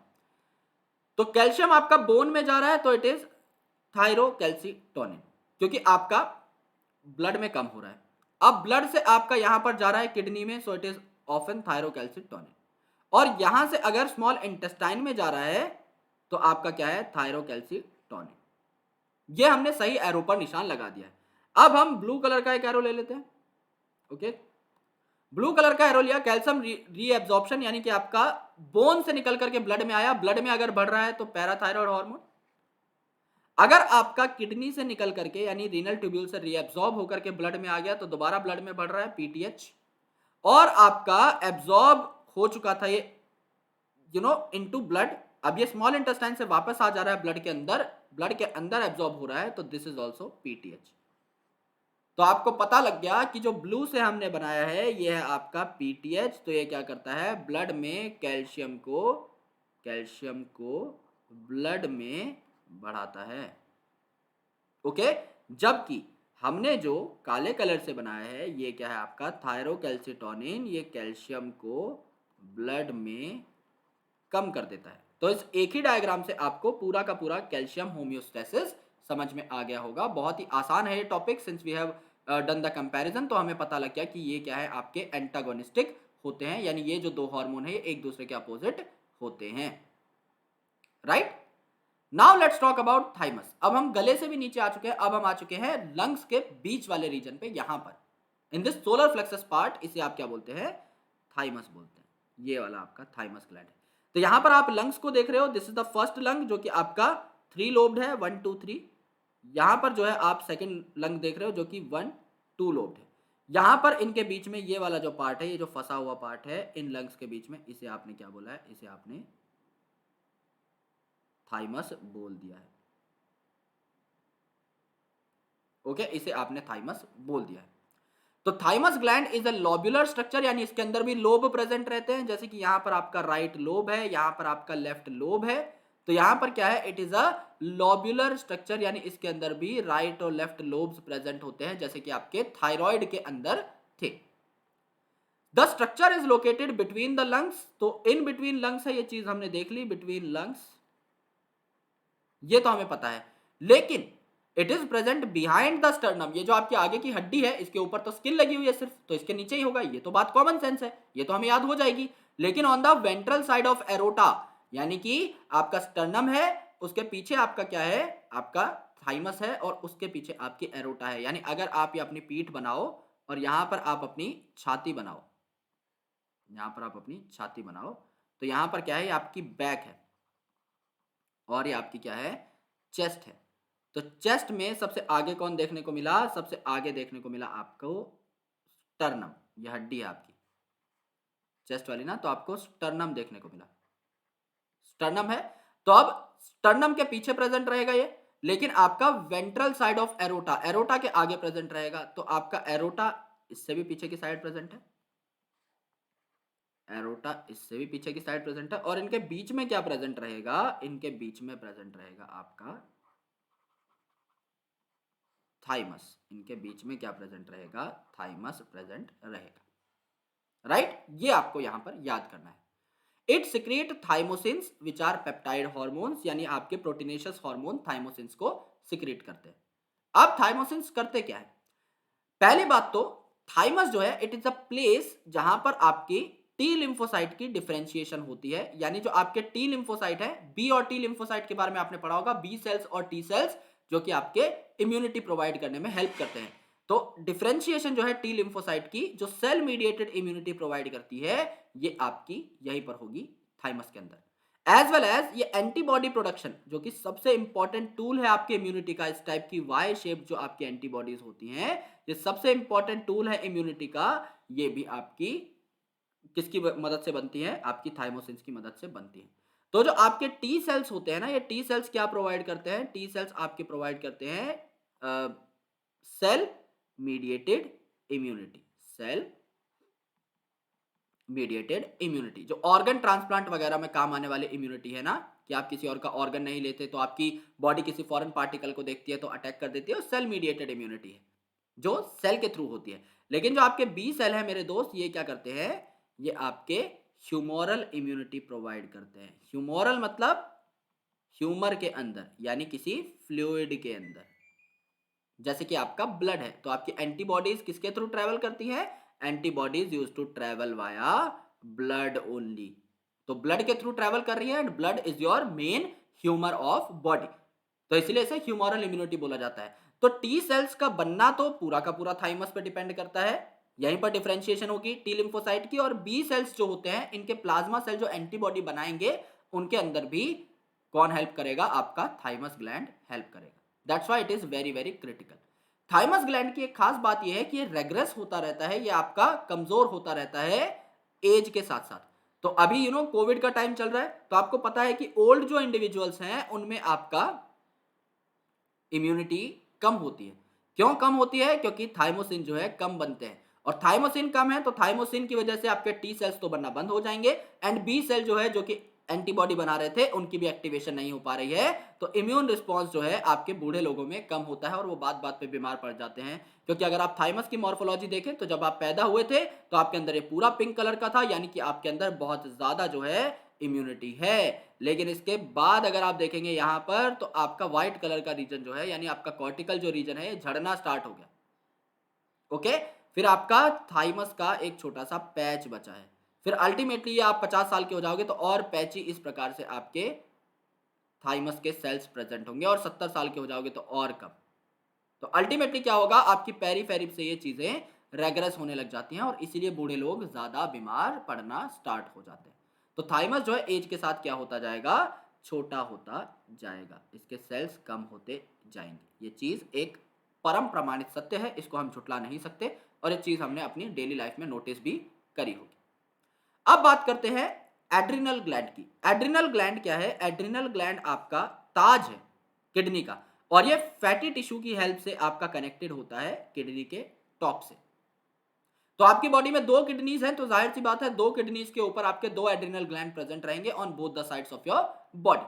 अब ये जो एड्रिनल ग्लैंड है, इसके बाहर आपका कोट लगा रहेगा, C O T, that is called as cortex. तो ये जो आउटर पार्ट रहता है आपके एड्रिनल ग्लैंड का, that is called as adrenal cortex, और जो इनर पार्ट रहता है इसको आप क्या कहते हो, एड्रिनल मेडुला कहते हो। यहां पर आपको याद करना है कि एड्रिनल कॉर्टेक्स कौन कौन से हार्मोन्स बनाएगा और एड्रिनल मेडुला कौन कौन से हार्मोन बनाएगा। जैसे एड्रिनल ग्लैंड है तो आपको पता है एड्रेनलिन, नॉर एड्रेनलिन यही बनेगा, जिसको आप एपिनेफ्रिन, नॉर एपिनेफ्रिन, या फिर इमरजेंसी हार्मोन, या फिर फाइट और फ्लाइट हार्मोन कहते हो, वो भी यहीं पर बनेंगे मेडुलरी रीजन के अंदर। और यहां पर आपके ग्लूकोकॉर्टिकॉइड्स, मिनरलोकॉर्टिकॉइड्स भी बनेंगे। आपके कहां बनेंगे इसके बारे में हमारी टोटल डिस्कशन है, तो आपको एक एक पार्ट को याद करना पड़ेगा। अब आपका जो एड्रिनल कॉर्टेक्स है ना, इसको भी आप तीन अलग अलग लेयर्स में डिवाइड करते हो और उनके स्पेसिफिक हार्मोन्स अलग है। तो एड्रिनल ग्लैंड जो है इसको बहुत डिटेल में अच्छे से समझ समझ के पढ़ना है, because it is very very typical to be understood. Confusion का स्कोप इसमें सबसे ज्यादा है। तो एड्रिनल कॉर्टेक्स आपका आउटर पार्ट है, एड्रिनल मेडुला आपका इनर पार्ट है। इन दो पार्ट्स में आप डिवाइड करते हैं पूरे के पूरे एड्रिनल ग्लैंड को। अगर आप एड्रिनल कॉर्टेक्स को देखें, यानी बाहर वाले पार्ट को देखें, यानी ये वाला जो पार्ट है आपके एड्रिनल ग्लैंड का, इसको अगर आप देखें तो ये आपके तीन लेयर्स में डिवाइडेड होता है। सबसे अंदर वाली जो लेयर है इसको आपने क्या बोला है, जोना रेटिकुलरिस। इस डायग्राम के अंदर देख लो चाहे तो, जो सबसे अंदर वाली है दैट इज जोना रेटिकुलरिस, जो बीच वाली है it is zona fasciculata, and जो सबसे आउटर वाली है इट इज जोना ग्लोमेरुलोसा। अब आउटर इनर से भी याद कर सकते हैं तो आप जीएफआर याद कर सकते हैं।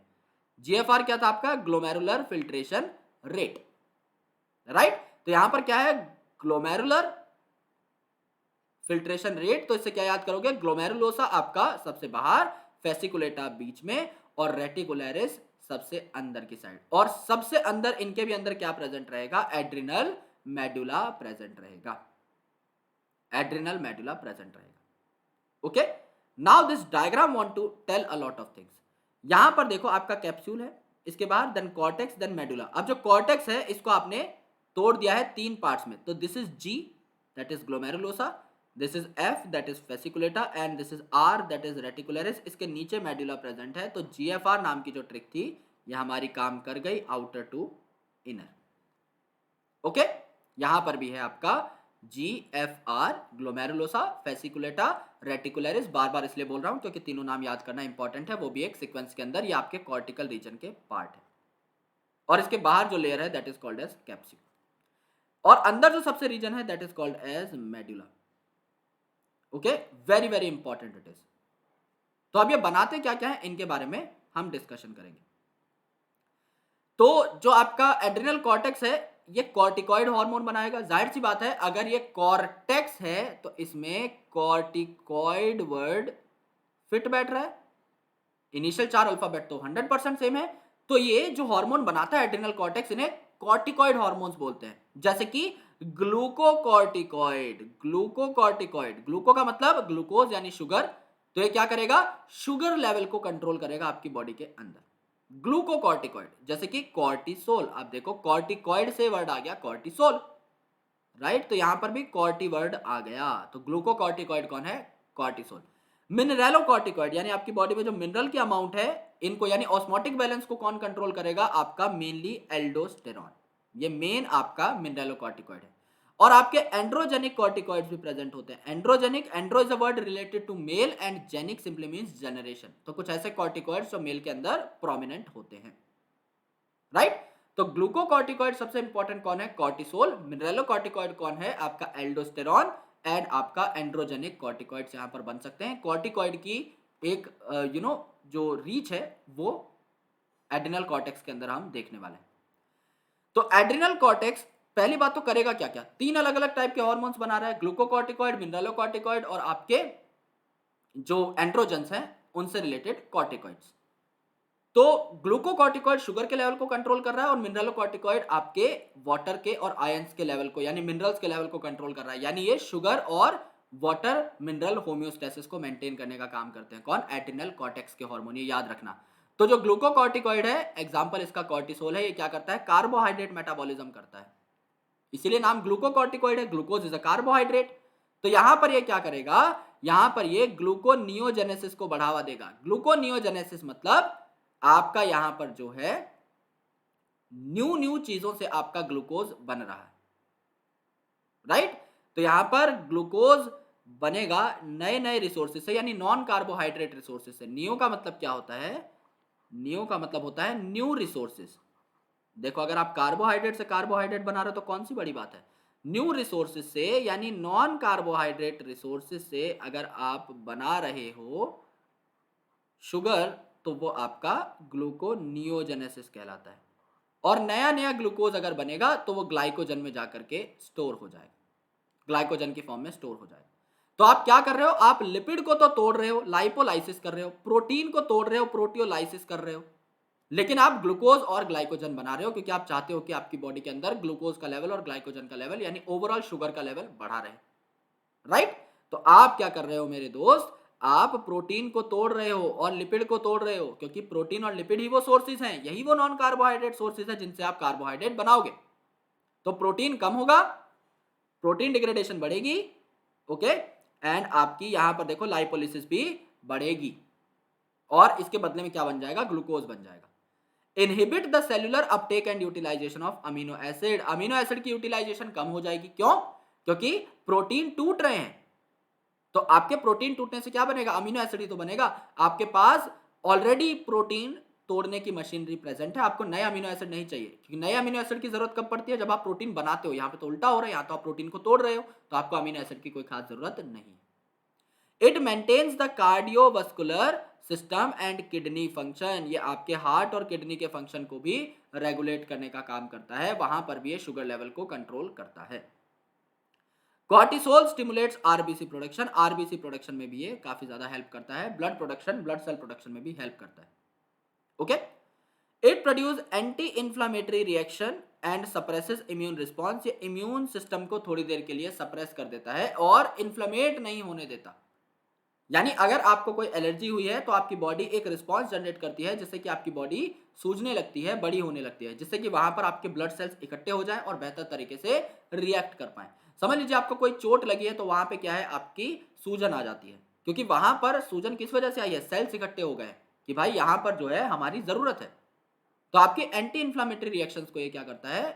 एड्रिनल हार्मोन जो कॉर्टिसोल है ये स्टिमुलेट करता है कि भाई हमें इन्फ्लेमेशन नहीं होने देनी। दूसरी जो चीज है दैट इज मिनरलोकॉर्टिकॉइड, जो मिनरल लेवल्स को कंट्रोल करेगा। तो ये आपके वाटर को और इलेक्ट्रोलाइट के बैलेंस को कंट्रोल करेगा, यानी ओवरऑल ऑस्मोटिक प्रेशर और ब्लड प्रेशर को कंट्रोल करेगा। यार एक ही बात है सारी की सारी। अगर आपका वाटर बहुत ज्यादा आपने गेन कर लिया है तो ब्लड की वॉल्यूम बढ़ जाएगी, तो ब्लड आपका प्रेशर बढ़ा देगा, राइट? आपकी बॉडी के अंदर वाटर बहुत ज्यादा हो गया तो ओवरऑल फ्लो को तो बढ़ाएगा ना। एंड सिमिलरली अगर आपका इलेक्ट्रोलाइट बैलेंस आप मेंटेन कर रहे हो तो आप ऑस्मोटिक प्रेशर या ऑस्मोटिक बैलेंस को भी मेंटेन कर रहे हो। अगर आपके आयन एक जगह पर ज्यादा है दूसरी जगह पर कम, तो वो रश करने लग जाएंगे, जिस वजह से ऑस्मोटिक प्रेशर भी आयंस का चेंज होता रहेगा, मीडिएट होता रहेगा। तो जो सबसे मेन मिनरलोकॉर्टिकॉइड है हमारी बॉडी के अंदर, ये कौन है? एल्डोस्टेरॉन। और ये सोडियम और वाटर को रीएब्सॉर्ब कराता है फ्रॉम रीनल ट्यूब्यूल, और पोटेशियम और आपके फॉस्फेट को एक्सक्रीट कराता है। डीसीटी की बात हो रही है, अभी थोड़ी देर पहले डिस्कस किया था ना, डिस्टल कॉन्वोल्यूटेड ट्यूब्यूल, जो आपका एडीएच की बात हो रही थी, एंटी डायूरेटिक हार्मोन। सिमिलरली यहां पर क्या होता है? अगर समझ लो आपका रीनल ब्लड फ्लो कम हो गया, जो रीनल फिल्ट्रेशन हो रही थी, रीनल फिल्ट्रेशन समझ लो आपकी कम होने लगी, ग्लोमेरुलर फिल्ट्रेशन रेट आपका कम हुआ। तो ग्लोमेरुलर फिल्ट्रेशन रेट कम क्यों हुआ? क्योंकि ब्लड प्रेशर कम है। अगर ब्लड तेजी से प्रेशर से आ रहा है तो जल्दी फिल्टर हो जाएगा, अगर धीरे धीरे आ रहा है तो कम फिल्टर होगा। तो अगर आपका फिल्ट्रेशन का रेट कम है ब्लड का, इसका मतलब ब्लड का प्रेशर कम है। अगर ब्लड का प्रेशर कम है तो यहाँ पर आपके किडनी के अंदर स्पेशल सेल्स होते हैं जिनको आप क्या बोलते हो, जक्स्टाग्लोमेरुलर सेल्स। जक्स्टाग्लोमेरुलर अपरेटस यहाँ पर प्रेजेंट रहता है। तो जक्स्टाग्लोमेरुलर जो सेल्स है ये एक्टिवेट हो जाते हैं और क्या बना देते हैं, रेनिन बना देते हैं। जक्स्टाग्लोमेरुलर सेल क्या बनाते हैं, रेनिन बना देते हैं। रेनिन क्या करता है, ब्लड के अंदर आके जो एंजियोटेंसिनोजन था इनएक्टिव, इसको एंजियोटेंसिन 1 में कन्वर्ट कर देता है और एंजियोटेंसिन 1 एंजियोटेंसिन 2 में कन्वर्ट हो जाता है। और ये जो एंजियोटेंसिन 2 है ये क्या करता है, एल्डोस्टेरॉन को एक्टिवेट कर देता है। ओके, तो जो आपका एड्रिनल कॉर्टेक्स है इससे एल्डोस्टेरॉन बन जाएगा।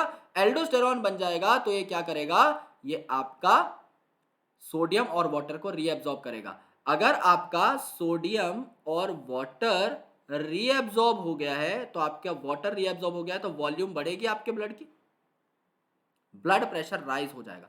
अचानक से पानी आ गया है तो प्रेशर में एक इंक्रीमेंट आएगा। अगर ब्लड प्रेशर राइज हो जाएगा तो फिल्ट्रेशन रेट भी बढ़ जाएगा, जीएफआर फिर से एक्टिव हो जाएगा। ये पूरा का पूरा केस हम लोग पढ़ चुके हैं इन द एक्सक्रीशन चैप्टर, लेकिन सिंस इसको एक और बार देखना जरूरी था इस चैप्टर के अंदर भी, तो हमने इस बात को समझा कि क्या है, अगर आपका फिल्ट्रेशन कम हो रहा है तो आपकी बॉडी चाहेगी उस फिल्ट्रेशन रेट को बढ़ाना, तो उसके लिए आपको क्या करना है, वाटर और सोडियम को रीएब्सॉर्ब करना पड़ेगा फ्रॉम डिस्टल कॉन्वोल्यूटेड ट्यूब्यूल। आप क्या करोगे, उसके लिए एल्डोस्टेरॉन को सिग्नल दोगे कि भैया हमारे अंदर थोड़ा सा पानी और सोडियम लेकर के आ जाइए।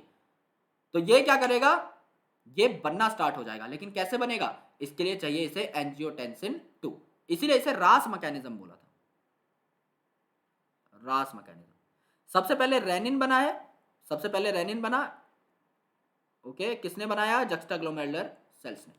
फिर रेनिन ने किसको किया, एंजियोटेंसिन को एक्टिवेट किया, राइट। तो एंजियोटेंसिनोजन था, इसको एंजियोटेंसिन 1 और एंजियोटेंसिन 2 में कन्वर्ट किया बाय एंजियोटेंसिन कन्वर्टिंग एंजाइम। और उसके बाद एंजियोटेंसिन 2 ने एल्डोस्टेरॉन को जाके सिग्नल दिया कि भैया आ जाओ, जरूरत है तुम्हारी, और इस पूरे सिस्टम का गठन हो गया। इसे आप रास मैकेनिज्म बोलते हो, जो हम ऑलरेडी एक्सक्रीशन में पढ़ चुके थे। तो जो आपका मिनरलोकॉर्टिकॉइड है ये सोडियम वाटर की रीएब्जॉर्प्शन कराता है, जबकि पोटेशियम और फॉस्फेट की क्या कराता है, बेसिकली एक्सक्रीशन कराता है। एड्रिनल कॉर्टेक्स में तीसरी जो चीजें बन रही थी, ये बन रही थी एंड्रोजेनिक कॉर्टिकॉइड्स। ओके, तो रोल क्या है इसका, एंड्रोजेनिक, यानी आप में जो मेलनेस आती है बेसिकली उसको बढ़ाने का ये काम करता है। जैसे आपके एक्सियल हेयर जो है ये आएंगे, प्यूबिक रीजन में हेयर आएंगे जब आप रिप्रोडक्टिवली एक्टिव हो जाएंगे, तो फेशियल हेयर आएंगे, दाढ़ी मूंछ। तो प्यूबर्टी के अंदर जिस भी जगह पर आपके हेयर या ट्राइकोसिस बढ़ जाती है, बाल उगने बड़े बड़े स्टार्ट हो जाते हैं, that is just because of androgenic corticoids. तो ये आपके प्यूबर्टी के जो इवेंट्स हैं उनको भी रेगुलेट करता है। सबसे इंपॉर्टेंट जो बात है यहां पर, deficiency of hormones of adrenal cortex alters carbohydrate metabolism. तो किसकी बात हो रही होगी, कार्बोहाइड्रेट मेटाबॉलिज्म अगर आपका इफेक्ट हो रहा है तो ग्लूकोकॉर्टिकॉइड की बात हो रही है।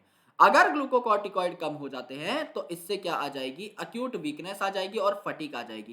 क्योंकि अगर आपके हार्मोन ही ठीक से नहीं बन रहे हैं तो आपकी बॉडी में ग्लूकोज जो है वो भी नहीं बहुत ज्यादा स्टोर हो पाएगा, और आपका ग्लाइकोजन जो है यानी ग्लूकोनियोजेनेसिस और ग्लाइकोजन सिंथेसिस दोनों कम हो जाएंगी, जिस वजह से आपकी मसल ज्यादा जल्दी थक जाएंगी क्योंकि इनको एनर्जी नहीं मिल पाएगी। इसे आप क्या बोलते हैं, एडिसन डिजीज। जैसे यहाँ पर आप हाथ देख रहे हो, थके थके से हाथ है, यहाँ पर इनकी मसल्स जो है फटीक इनमें ज्यादा फील होने लग जाती है और वीक भी हो जाती है मसल्स, क्योंकि इनमें एनर्जी बिल्कुल भी नहीं है, राइट। तो ये आपके कॉर्टेक्स की बात थी। अब बात करते हैं एड्रिनल मेडुला की। एड्रिनल मेडुला जो हार्मोन्स बनाता है इन्हें आप क्या कहते हैं, कैटेकोलामिन।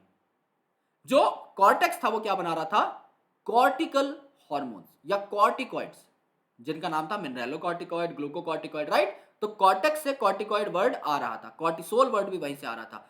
मेडुला जो है क्या बनाता है, कैटेकॉल अमीन। अमीन वर्ड क्या है, आपके अमीन हार्मोन्स बनाएंगे, इनमें अमीन ग्रुप लगा रहेगा। जैसे एड्रेनलीन, ईन आया, अमीन से ही आया है ये, जिसको आप एपिनेफ्रीन भी बोलते हो, और नॉर एड्रेनलीन और नॉर एपिनेफ्रीन।